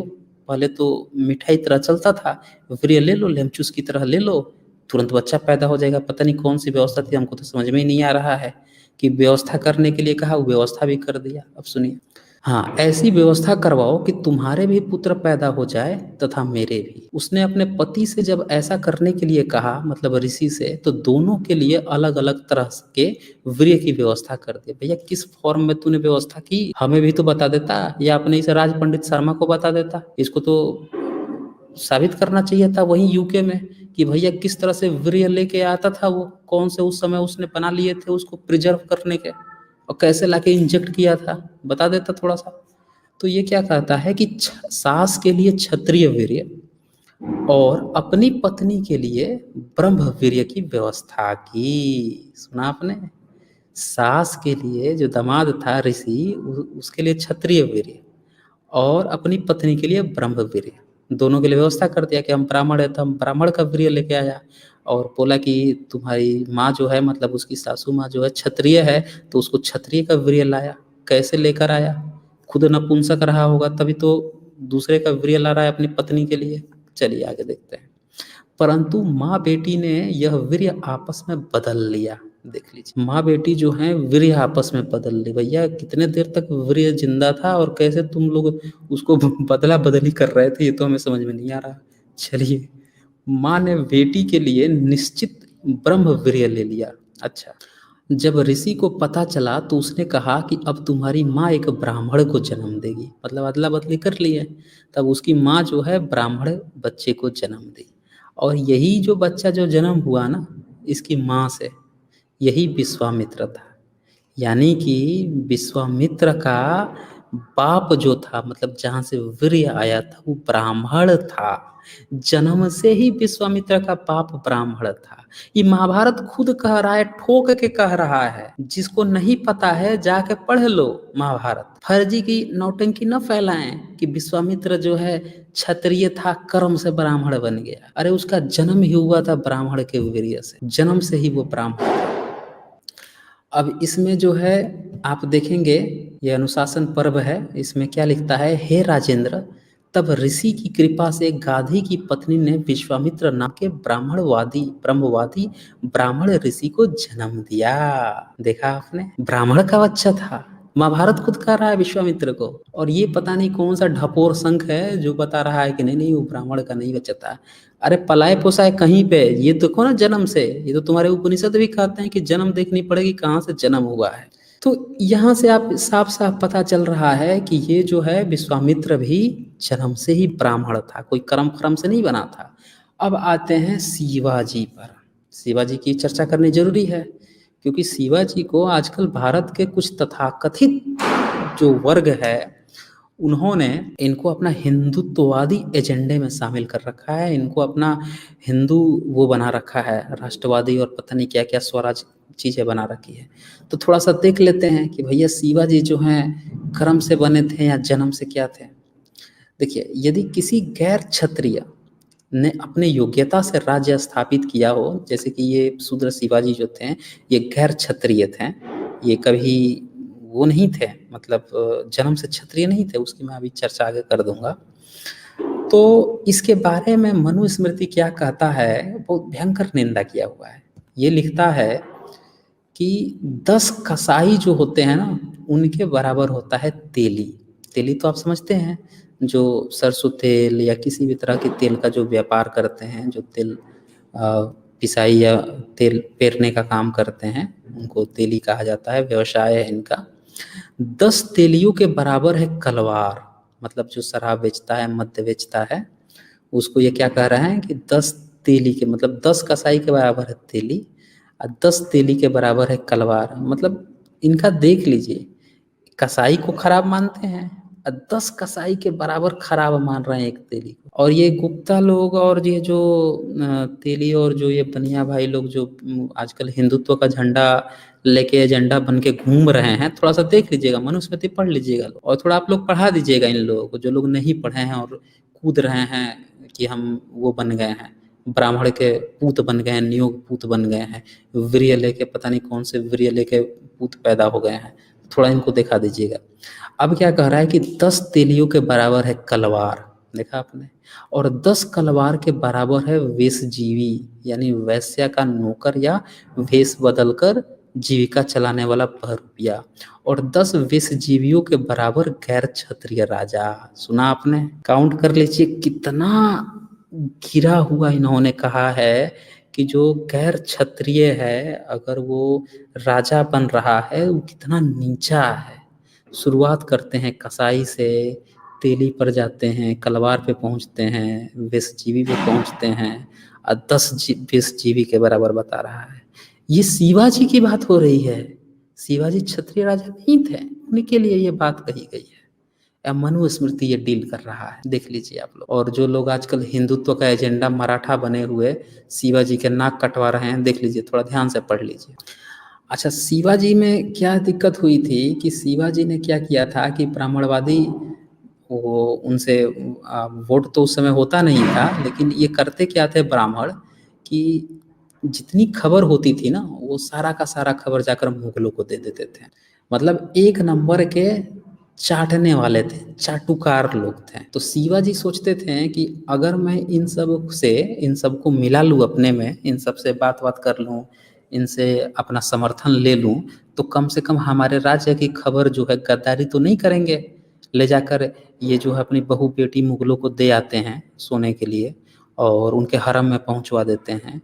ये जो है कहीं पे भी किसी की दलाली करके उस राजा को मरवा देते हैं, ये सब काम तो नहीं करेंगे। तो उन्होंने क्या किया, इनको पोटने के लिए खूब ब्राह्मणवादी बन गए, उनका समर्थन लेने के लिए राज्याभिषेक उनसे करवाने का प्रस्ताव दिए, बहुत वो काम किए उनको पोटने के लिए। तो इस पर जो है ना स्वामी धर्मतीर्थ जो हैं उन्होंने अपनी एक पुस्तक लिखी है, the menace of Hindu imperialism, ये 1914 ईस्वी है, उसके पेज 165 166 में लिखा है, मतलब ब्रिटिश टाइम की ही ये पुस्तक है 1914 की। उसमें क्या लिखा है कि 30 साल तक निरंतर युद्ध लड़कर शिवाजी ने राज्य स्थापित किया और स्वतंत्र प्रभुसत्ता संपन्न सम्राट बनने का उनका पूरा अधिकार था। उनकी अभिलाषा थी कि उन्हें हिंदू शास्त्रों के अनुसार राज्याभिषिक्त किया जाए।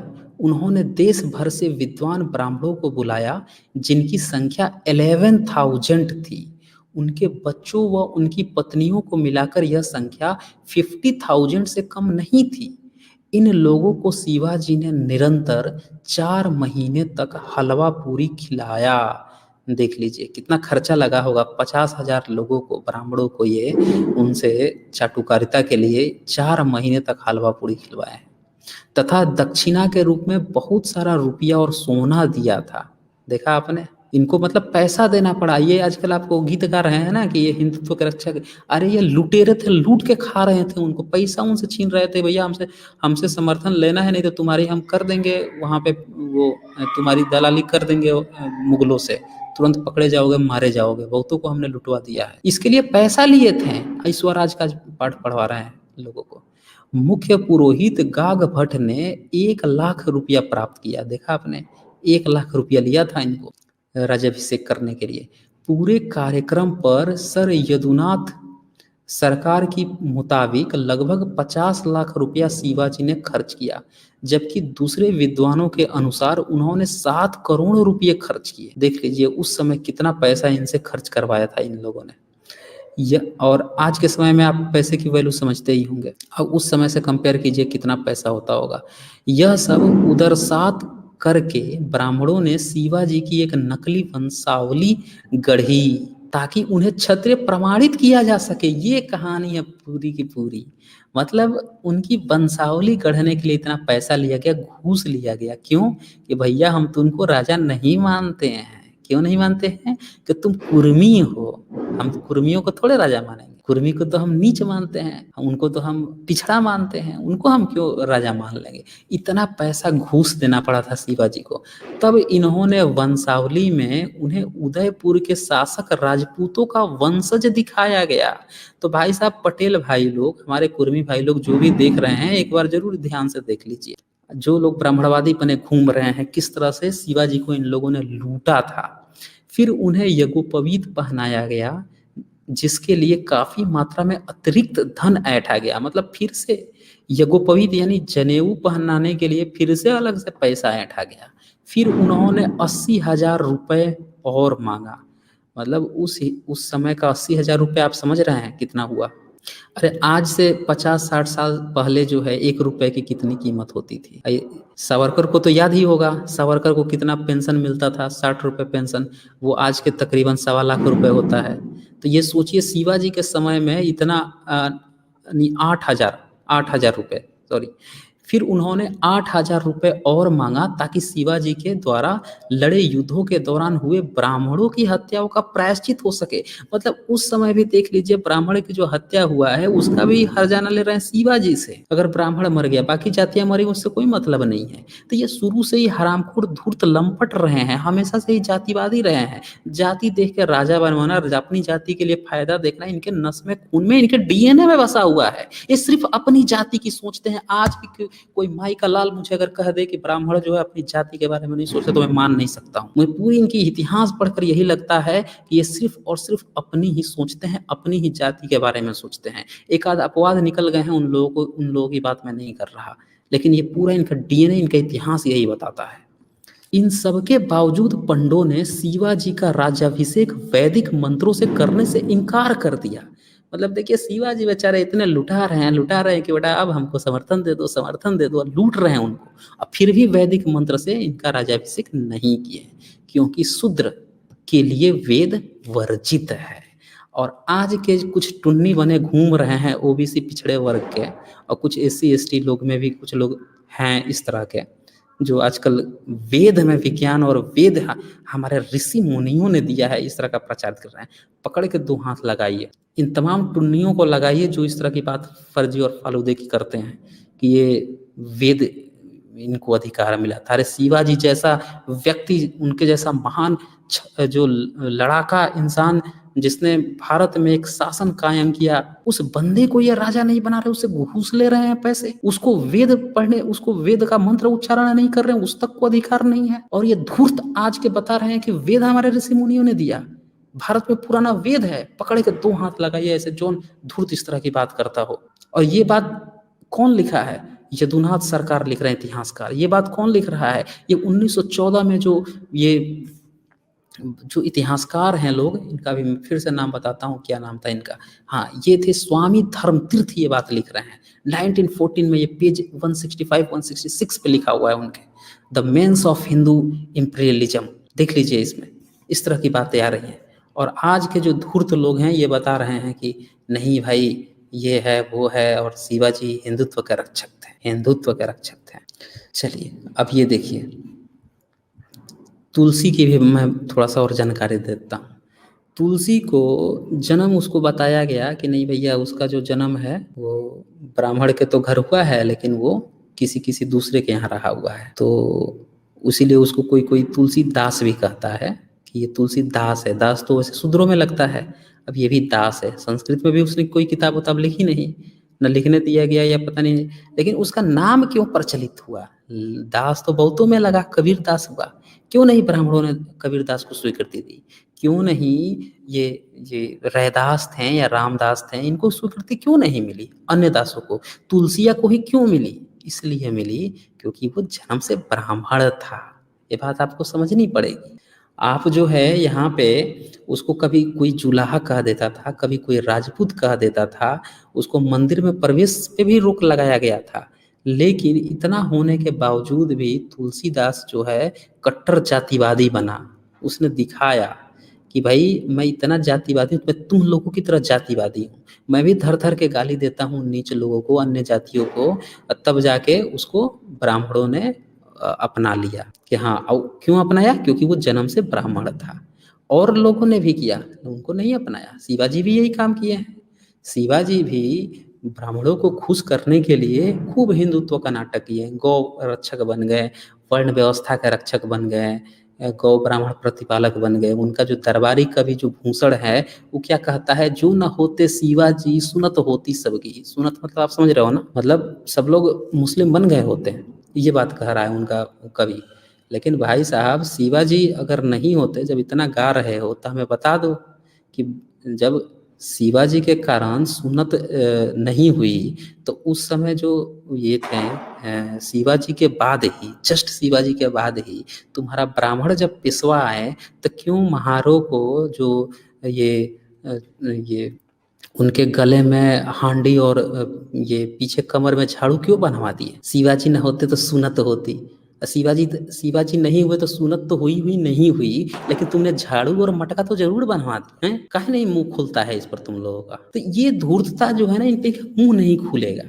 ये सारे के सारे ये लंपट लोग हैं जो फर्जी बातें करते हैं। आप अपने महापुरुषों को पढ़ना पड़ेगा।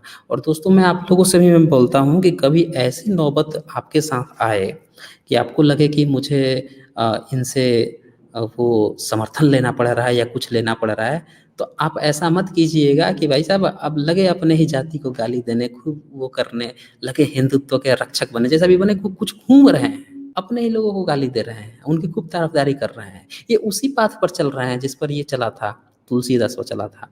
लेकिन वो जन्म से ब्राह्मण था तो बच गया। शिवाजी जन्म से ब्राह्मण नहीं थे, इसीलिए शिवाजी के बेटे को भी मरवा दिया गया। और शिवाजी का भी पता ही है किस तरह से इनकी मौत हुई थी, किस तरह से इनका राज्यपाट भी इन लोगों ने हड़प लिया पेशवा बन के। तो इसीलिए आप लोग इस चक्कर में मत रहिए, सुधर जाइए। जो भी लोग सुन रहे हैं और जो लोग भी इस पाथ पे चल रहे हैं, उनको मैं बता देता हूँ, आपका अपना कल्चर है, आपका अपना इतिहास है, उसको बरकरार रखिए। और चूंकि ये आज का टॉपिक बहुत बड़ा है, ये जो पंडित राज शर्मा ने जो कास्ट सिस्टम लिखा है, इसमें इसने बहुत ऐसी अनर्गल बातें की है जिसको मैं एक और स्ट्रीम करनी ही पड़ेगी, क्योंकि इसमें बहुत सारी बातें छूट गई है। मैं सिर्फ कुछ अंश ही प्रस्तुत कर पाया हूँ। तो इन सब से आपको ये तो क्लियर हो गया होगा कि ये कितना झूठ बोलते हैं और किस तरह से ये दिखाने की कोशिश करते हैं कि सर भाई। सॉरी हाँ। टू इंटरप्ट, यहाँ पे एक ऐड करना चाहूंगा कि आपने कहा था ना जी जी। वैदिक परंपरा के अनुसार राज्याभिषेक नहीं किए थे, तो कौन से परंपरा हम्म। से किए होंगे? इसका उत्तर आपको मिलता है पौराणिक परंपरा। अब जो ओके पुराणों ओके। में जो मंत्र है, जैसे भागवत हम्म। पुराण में जो राजाओं का राज्याभिषेक लिखा है, या अन्य जो पुराण पद्म पुराण है, या फिर आपका मार्कंडेय पुराण है, और अन्य जो पौराणिक जो है, उसमें जो लिखे गए हैं मंत्र राज्याभिषेक के लिए, राजा के लिए, उसके जी बेसिस जी। पे किया गया है। तो इवन जो आप देखते होंगे एससी ओबीसी जो लोग बोलते हैं कि भाई हमने वैदिक परंपरा से शादी की है, अरे भाई वैदिक परंपरा से नहीं, पौराणिक परंपरा से शादी की है। वैदिक परंपरा में जो शादी होती है, जो शादी का जोड़ा होता है, वो ब्राह्मण परिवार लोग शादी के बाद भी अग्निहोत्र रखते हैं, जबकि आप में है नहीं है। तो आपका पौराणिक मत से किया गया है, जिसमें सिंपल तरीके से किया जाता है। तो दो मत जी बनाए जी। गए हैं, बिल्कुल शूद्रों के बिल्कुल लिए और बिल्कुल। अति शूद्र के लिए। ब्राह्मणों ने लिख दिए पौराणिक कहानियां, खुद के लिए और द्विज के लिए लिख दिए वेद और श्रुति शास्त्र। तो इसको आपको समझना होगा। और अब राजा को कंट्रोल करना है, समाज को कंट्रोल करना है, तो स्मृति शास्त्र लिख दिए। जैसे पराशर स्मृति है, पराशर स्मृति में तो आप उठा के देख के कभी लाइक कीजिएगा, पराशर स्मृति में उसमें जितना बकवास बात लिखा होगा शायद किसी और ग्रंथ में नहीं लिखा है जातिवाद के बारे में। विष्णु स्मृति में जी भी वही है। जी। तो ये समाज को कंट्रोल करने के लिए है। ठीक है, तो ये है, इसको ये पौराणिक और वैदिक का अंतर समझना होगा। जब आप समझ जाएंगे ना तब आपको पता चलेगा ये घालमेल क्या है, कि कौन से ग्रंथ से आपको चुराने का है। अच्छा, अब मैं आपको कुछ दिखाने वाला हूँ जाति से रिलेटेड ब्राह्मण ग्रंथ क्या कहते हैं, जो शतपथ ब्राह्मण ओके, है, ओके। वो मैं जी, दिखा जी। देता हूँ। अच्छा जी, रक्षित जी उससे पहले कुछ सुपर चैट आ गए थे मेरे इस जी जी लेक्चर जी। के बीच में, तो उसको मैं एक बार पढ़ लेता हूँ। तो वो अ, ये किया था सुपर चैट एक किया था जी जी जी। काला कौवा जी ने 200 रुपीज़ का, थैंक यू आपको। प्रदीप गुप्ता जी ने किया है सुपर चैट, ये लिखते हैं साइंस जर्नी जी, आप साइंस जर्नी यूट्यूब चैनल पर एक ऐसा वीडियो बनाइए आपके जो फैन हैं आपको कुछ सहायता कर सकें और साइंस जर्नी चैनल का मनोबल बढ़े। जी प्रदीप गुप्ता जी, मैं एक वीडियो बना दूंगा और मुझे जो सहायता आप लोगों से सबसे ज़्यादा जो सहायता चाहिए वो चाहिए कि मेरे वीडियोस को आप लोग ज़्यादा से ज़्यादा शेयर कीजिए। जी जी जितने जी। लोगों तक आप लोग पहुंचाएंगे ना, जितने घर में पहुंचाएंगे, जिस माध्यम से भी पहुंचाएं, चैनल को सब्सक्राइब कराएं, चैनल की रीच बढ़वाइए। और जो वीडियो की वॉच टाइम होती है, जितना ज़्यादा देर तक आप देखते हैं, कोई भी वीडियो लॉन्च होती है उसको आप जितना देर तक वॉच करते हैं तो इससे चैनल की ग्रोथ बढ़ेगी, इससे बड़ी और सहायता एड को स्किप कुछ नहीं। मत कीजिए, एड। हाँ, एड को भी आप लोग देखिए। बाकी ये सुपर चैट और ये जो चीज़ें हैं वो आप लोग जितना भी शेयर करते हैं वो तो ठीक है, इस ओके, ये हमें हेल्प करता है हमारी चीज़ों को और आगे बढ़ाने में, नए नए लोगों को लाने में और नई चीज़ों को, नई किताबों को और ये नई संसाधनों को जुटाने में, ये ऑफ कोर्स ये हमें हेल्प करता है। तो ये आप लोगों का जो भी समर्थन है बहुत अच्छा है, थैंक यू इसके लिए आपको प्रदीप जी। और कार्ड फरी जी लिखते हैं क्या बाबा साहब ने गलती कर दी, उनको एक न्यू देश बनाना चाहिए था बजाय रिजर्वेशन देने के। तो कार्ड फरी जी, मैं देखिए यहाँ पे ये जो आपका पॉइंट है ना, ये आपने लिखा है सुपर चैट में, नहीं बाबा साहब ने कोई गलती नहीं की थी। अलग देश होने का क्या मतलब है, मैं तो कहता हूँ कि जो रिजर्वेशन तो सब ले रहे हैं, ये बात बिल्कुल सही है कि 1000 साल से कोई 100% रिजर्वेशन ले रहा था। बाबा साहब ने तो उसमें से कुछ पोर्शन काट कर लोगों को दे दिया, हक दे दिया, उनका रिजर्वेशन नहीं दिया, उन्होंने हक दे दिया, क्रॉस कर दिया, लिमिट लगा दिया कि इतना जो है हमारा हक है, इतना हम लेंगे। तो वो चीज़ लिया है, नहीं तो रिजर्वेशन तो पहले 100% लेते थे और वो लोग गिने चुने कुछ प्रतिशत लोग थे, आज भी वही गिने चुने प्रतिशत अब भी हक लिए हुए हैं और अभी भी देश का 80 से 90% संसाधन उन्हीं के कब्जे में है, कुछ भी नहीं मिला है। ये जो रिजर्वेशन है ना, ये सिर्फ आंखों का धोखा है। इससे मुश्किल से चंद लोगों को, कुछ लोगों को नौकरी मिली है गवर्नमेंट सेक्टर में, जो कि आज की डेट में तो वो भी खत्म है। लेकिन बाबा साहब अगर अलग देश भी की भी मांग करते ना, तो अलग देश बनाकर भी हमें कितना बड़ा देश, कितना बड़ा हम बनाते हैं, फिर तो सारे जाति और सब चीज़ अलग अलग ही हो जाते हैं। वैश्य कहता हमें अलग चाहिए, क्षत्रिय कहता हमें अलग चाहिए, ब्राह्मण अलग चाहिए। वैसे भी पाकिस्तान और मुस्लिम कट कट के बांग्लादेश और वो बना ही चुके हैं। तो बहरहाल, अच्छा इसके बाद से अमित जी का था, नमस्ते sir, video like and share कीजिए। Okay, thank you Amit ji. तो ये मैं था यहाँ दिखा और रहा हूँ वो इसके बाद ब्राह्मण। से जी। हाँ हाँ हाँ, आप कुछ शेयर करना चाहते हैं या वैसे बताना चाहते हैं? नहीं, हम दिखा रहे स्क्रीन दिखा रहे, वो दिखा रहे अच्छा, क्या है। Okay okay. जी। यहाँ पे अजीत वालिया जी का भी सुपर चैट आया हुआ है, ये कुछ लिख रहे हैं। Sir ji, if India was in slavery for 1000 years, it was because of caste system.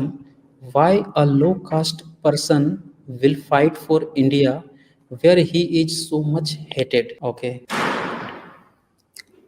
देखिए ये जो अजीत वालिया जी का जो प्रश्न है ना,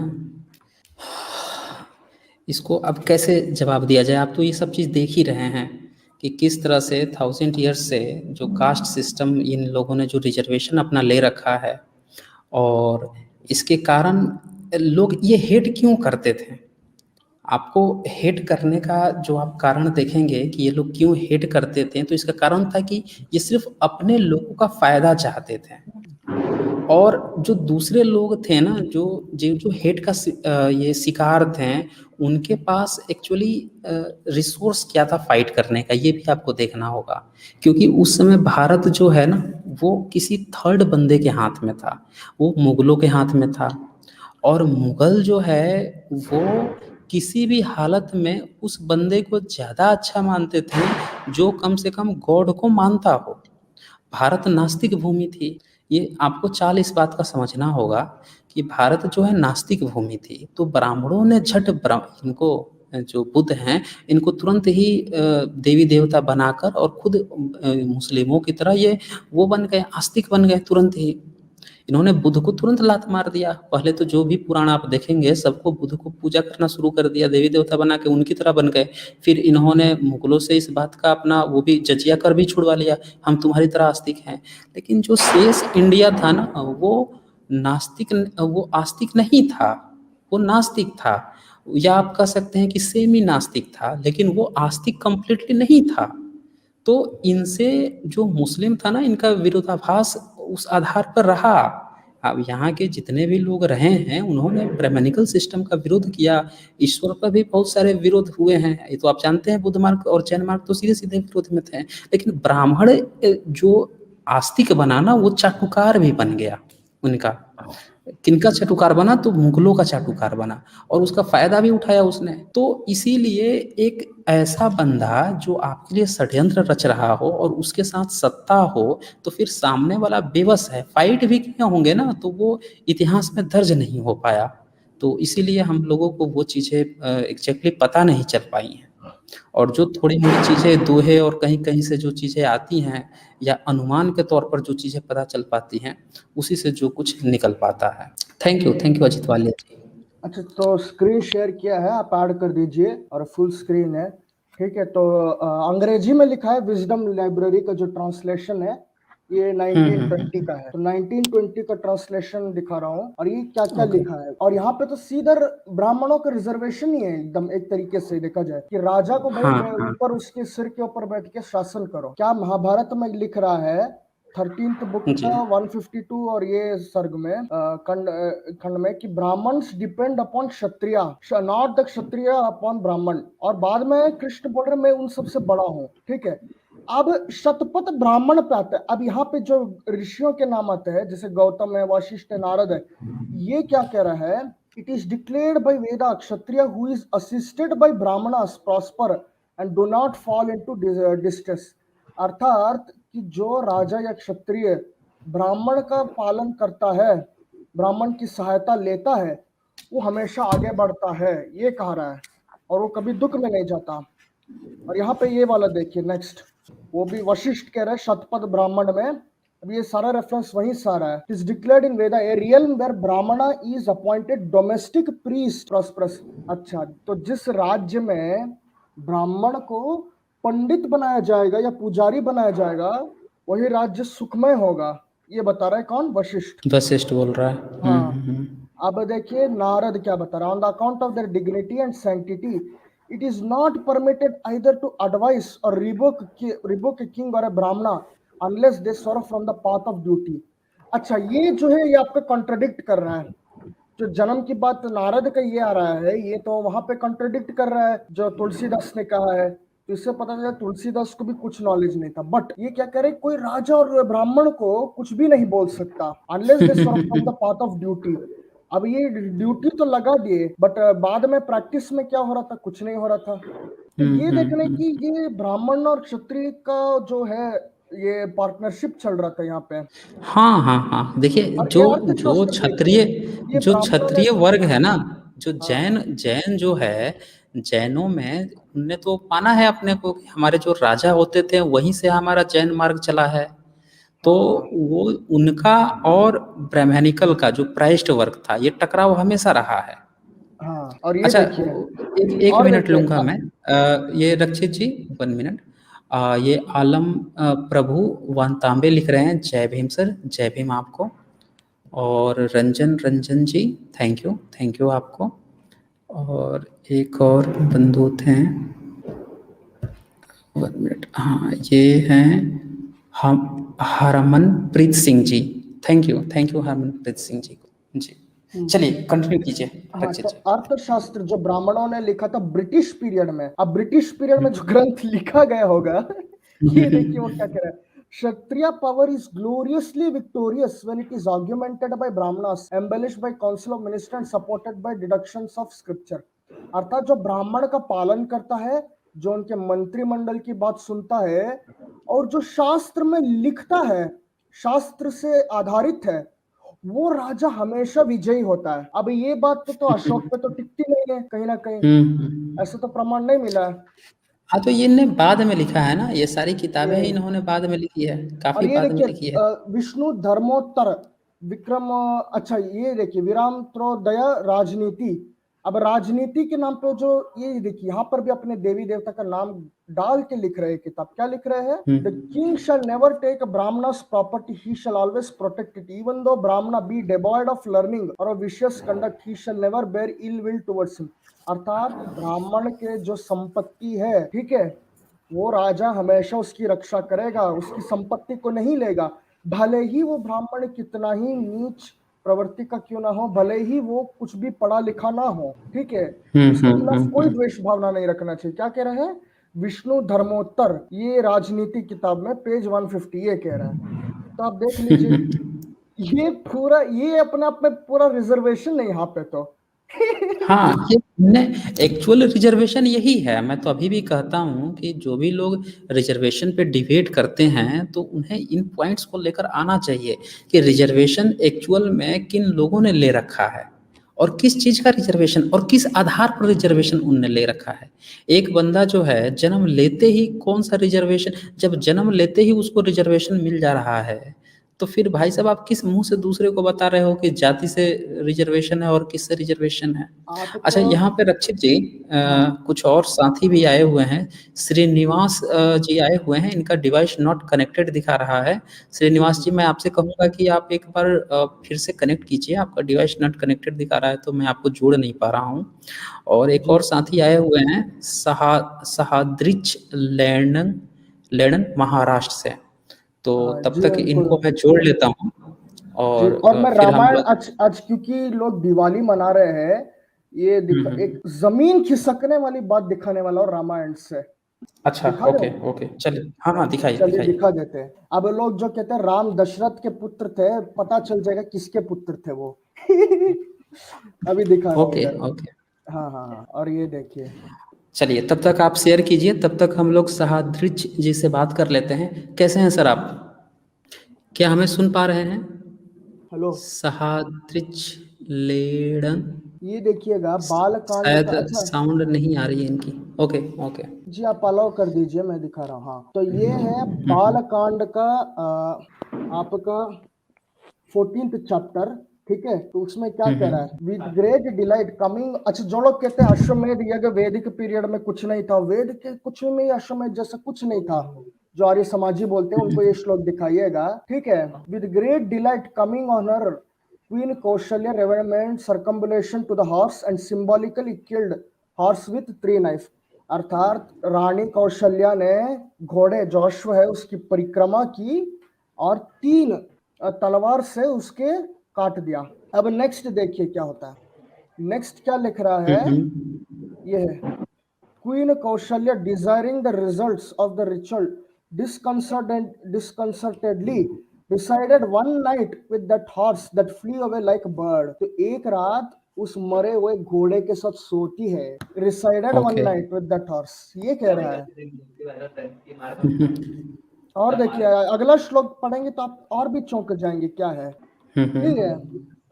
अब ओके। ये देखिए 3, ये राम लक्ष्मण जो है ये किसके बेटे हैं एक्चुअली, दस the officiating priest of the ritual. अर्थात जो पंडित पुजारी या रिचुअल जो प्रीस्ट कर रहे थे उनके नाम क्या थे, होता, अध्वर्यु और उद्गता, have received in their hand the crowned queen, the neglected wife and a concubine of the king, next as a symbolic donation in the ritual by the performer the king। तो यहाँ पे, अच्छा यहाँ पे लीपा पोती करने के लिए ऑथर जो है पूरा मतलब कमेंट कर रहा है कि वैसा कुछ नहीं है, ये ओके। जस्ट सिंबॉलिक है, लीपा पोती है। बट एक्चुअल में पहले ये नहीं था, पहले ये नहीं था, ये कमेंट्री जो लीपा पोती है बाद में है। नहीं, पर एक्चुअल में एक चीज आप देखिए, ये हमें समझिए रक्षित जी कि किसी चीज़ को सिंबॉलिक आप क्यों कह रहे हैं? जब उस चीज़ का जब जब वो चीज़ जैसे संविधान है, उसमें कोई बात लिखी जाएगी, तो किसके लिए लिखी जाएगी? वो सिंबॉलिक किसके लिए बनाया जाएगा? क्या वो कोई रहस्यमयी चीज़ है कि पब्लिक के जी लिए कोई चीज़ बनाई जाती है ना? और कौन बनाता जी है? जी बनाने वाला भी तो इंसान है।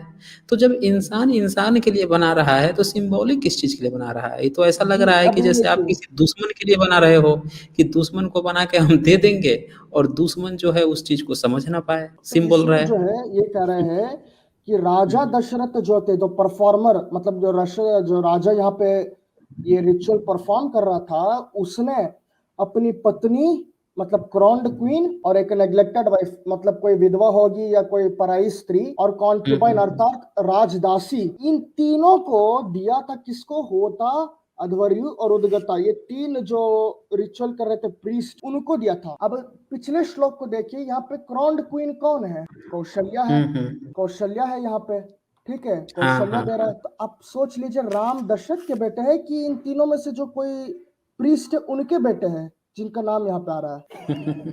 तो ये दिवाली मनाना, जो रावण दहन जो भी है, ये किसके लिए, किसके नाम पे मनाया जा रहा है फिर, जब यही क्लियर नहीं है कि वो दशरथ के पुत्र थे कि ये होता के पुत्र थे।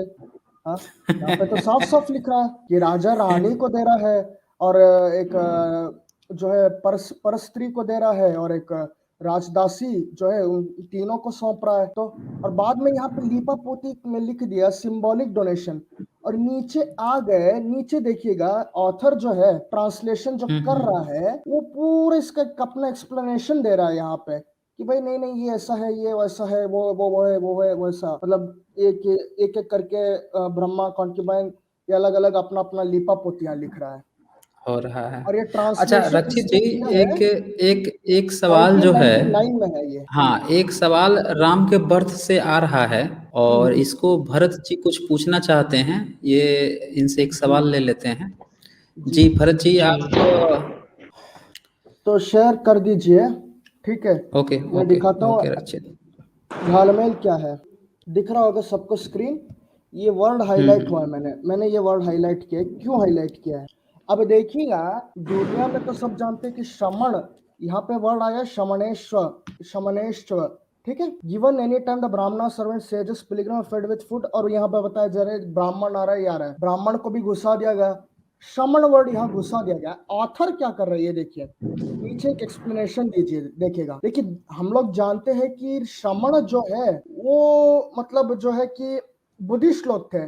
और यहाँ क्या कह रहे हैं, some scholar tend to conclude that Ramayana might have been written in the post Buddhist period by finding the word like shramana etc. The famous wandering Buddhist monks. Ab the word Shramana in Sanskrit means only a pilgrim, and a pilgrimage is ordained aspect of salvation as per Indra is a friend of traveler. अब अपना ब्राह्मण जो है वो बात यहाँ पे गुस्सा रहा है, अपना मतलब दिखाने की कोशिश करे कि भाई नहीं, हम लोग भी थे, वो पिलग्रिम करने वाले। बोल रहा है क्या है कि pilgrimage is an ordained aspect of salvation as per Indra is the friend of traveler. Therefore wanderer Aitreya Brahmana, the Buddhist Shamanas और wandering monks in search of converts, Hindu. हाँ, यहाँ देखिए घालमेल, ये हाईलाइट कर दे रहा हूँ, ये है हाईलाइट। वहां पे जाके इसको मतलब घुसाने की कोशिश करे उस टाइम पीरियड में, दिखाने की कि नहीं, हम लोग भी थे हिंदू श्रमण, प्योर सन्यासी, और किस लिए जा रहे थे भाई? मुक्ति के लिए जा रहे थे, ये वो बताने की कोशिश कर रहा है। और बुद्धिस्ट जो श्रमण है उसको यहाँ छिपाने की कोशिश कर रहा है।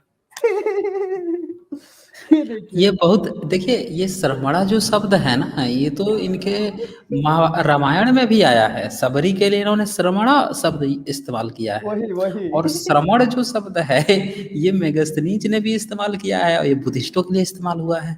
जी। तो ये सब शब्दावलियों से पता चलता है। रामायण में तो शक, यवन, मलेच्छ का भी इस्तेमाल किया गया है। ये तो उसके बाद ही तो ब्राह्मणों ने कॉपी पेस्ट किया जातक कथा को उठा के अपना।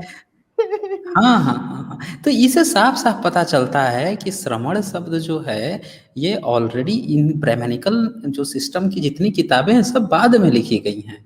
इनकी सारी शब्दावली तक चोरी की हैं, इनकी अपनी तक जी जी शब्दावली जी। नहीं है। और ये एक्चुअली मैं इसलिए बता रहा हूँ क्योंकि ये जो ऑथर है देसी हुँ, राजू हुँ। हनुमंत राव, 1999 में ये जो ट्रांसलेशन किए हैं, अब क्योंकि क्या होता है कि शमन वर्ड जैसे ही कोई बोल देगा तो उन्हें बौद्ध, जैन, आजीविक इन लोगों का तुरंत याद आ जाता है, हाँ ये लोग थे नास्तिक जो थे। अब क्योंकि दिखाना है कि भाई नहीं, नास्तिक लोग ही नहीं, आस्तिक लोग भी शमन बन सकते थे, हिंदू ब्राह्मण लोग भी शमन बन सकते थे। तो वो क्या बोल रहे हैं कि भाई पिलिग्रिम है, वो सिर्फ पिलिग्रिमेज है, इंद्र के दोस्त है जो ट्रैवल कर रहा है, ओके, और ओके। हिंदू अच्छा शमन है ये वहां उस ये पेरियड में घुसाने की कोशिश कर रहा है। ये मैं बताना चाहता था घालमेल ट्रांसलेशन में क्या हो रहा है। तो लोग जो है ना पढ़ नहीं रहे हैं, पढ़ेंगे तो वो बहुत कुछ पकड़ा जाएगा चोरी यहाँ का, बहुत कुछ। हुँ, हुँ। तो हो सकता है बहुत लोगों को क्लियर हो गया हो, ठीक है। अब यहाँ पर भी हुँ, श्रमण एवं हुँ। अच्छा, तो इंग्लिश ओके, ट्रांसलेशन ओके। सीधा सीधा अच्छा पिलग्रिम रक्षित कर जी, रहा है ना कुछ कि लोग आए बुद्धिस्ट। हुए हैं, एक-एक करके जी जुड़ते जाते हैं, जी थोड़ी-थोड़ी जी जी बातें भी होती चली जाएँगी। जी जी जी ओके, ओके। नागेश खादतरे जी हैं, इनको मैं ऐड कर रहा हूँ।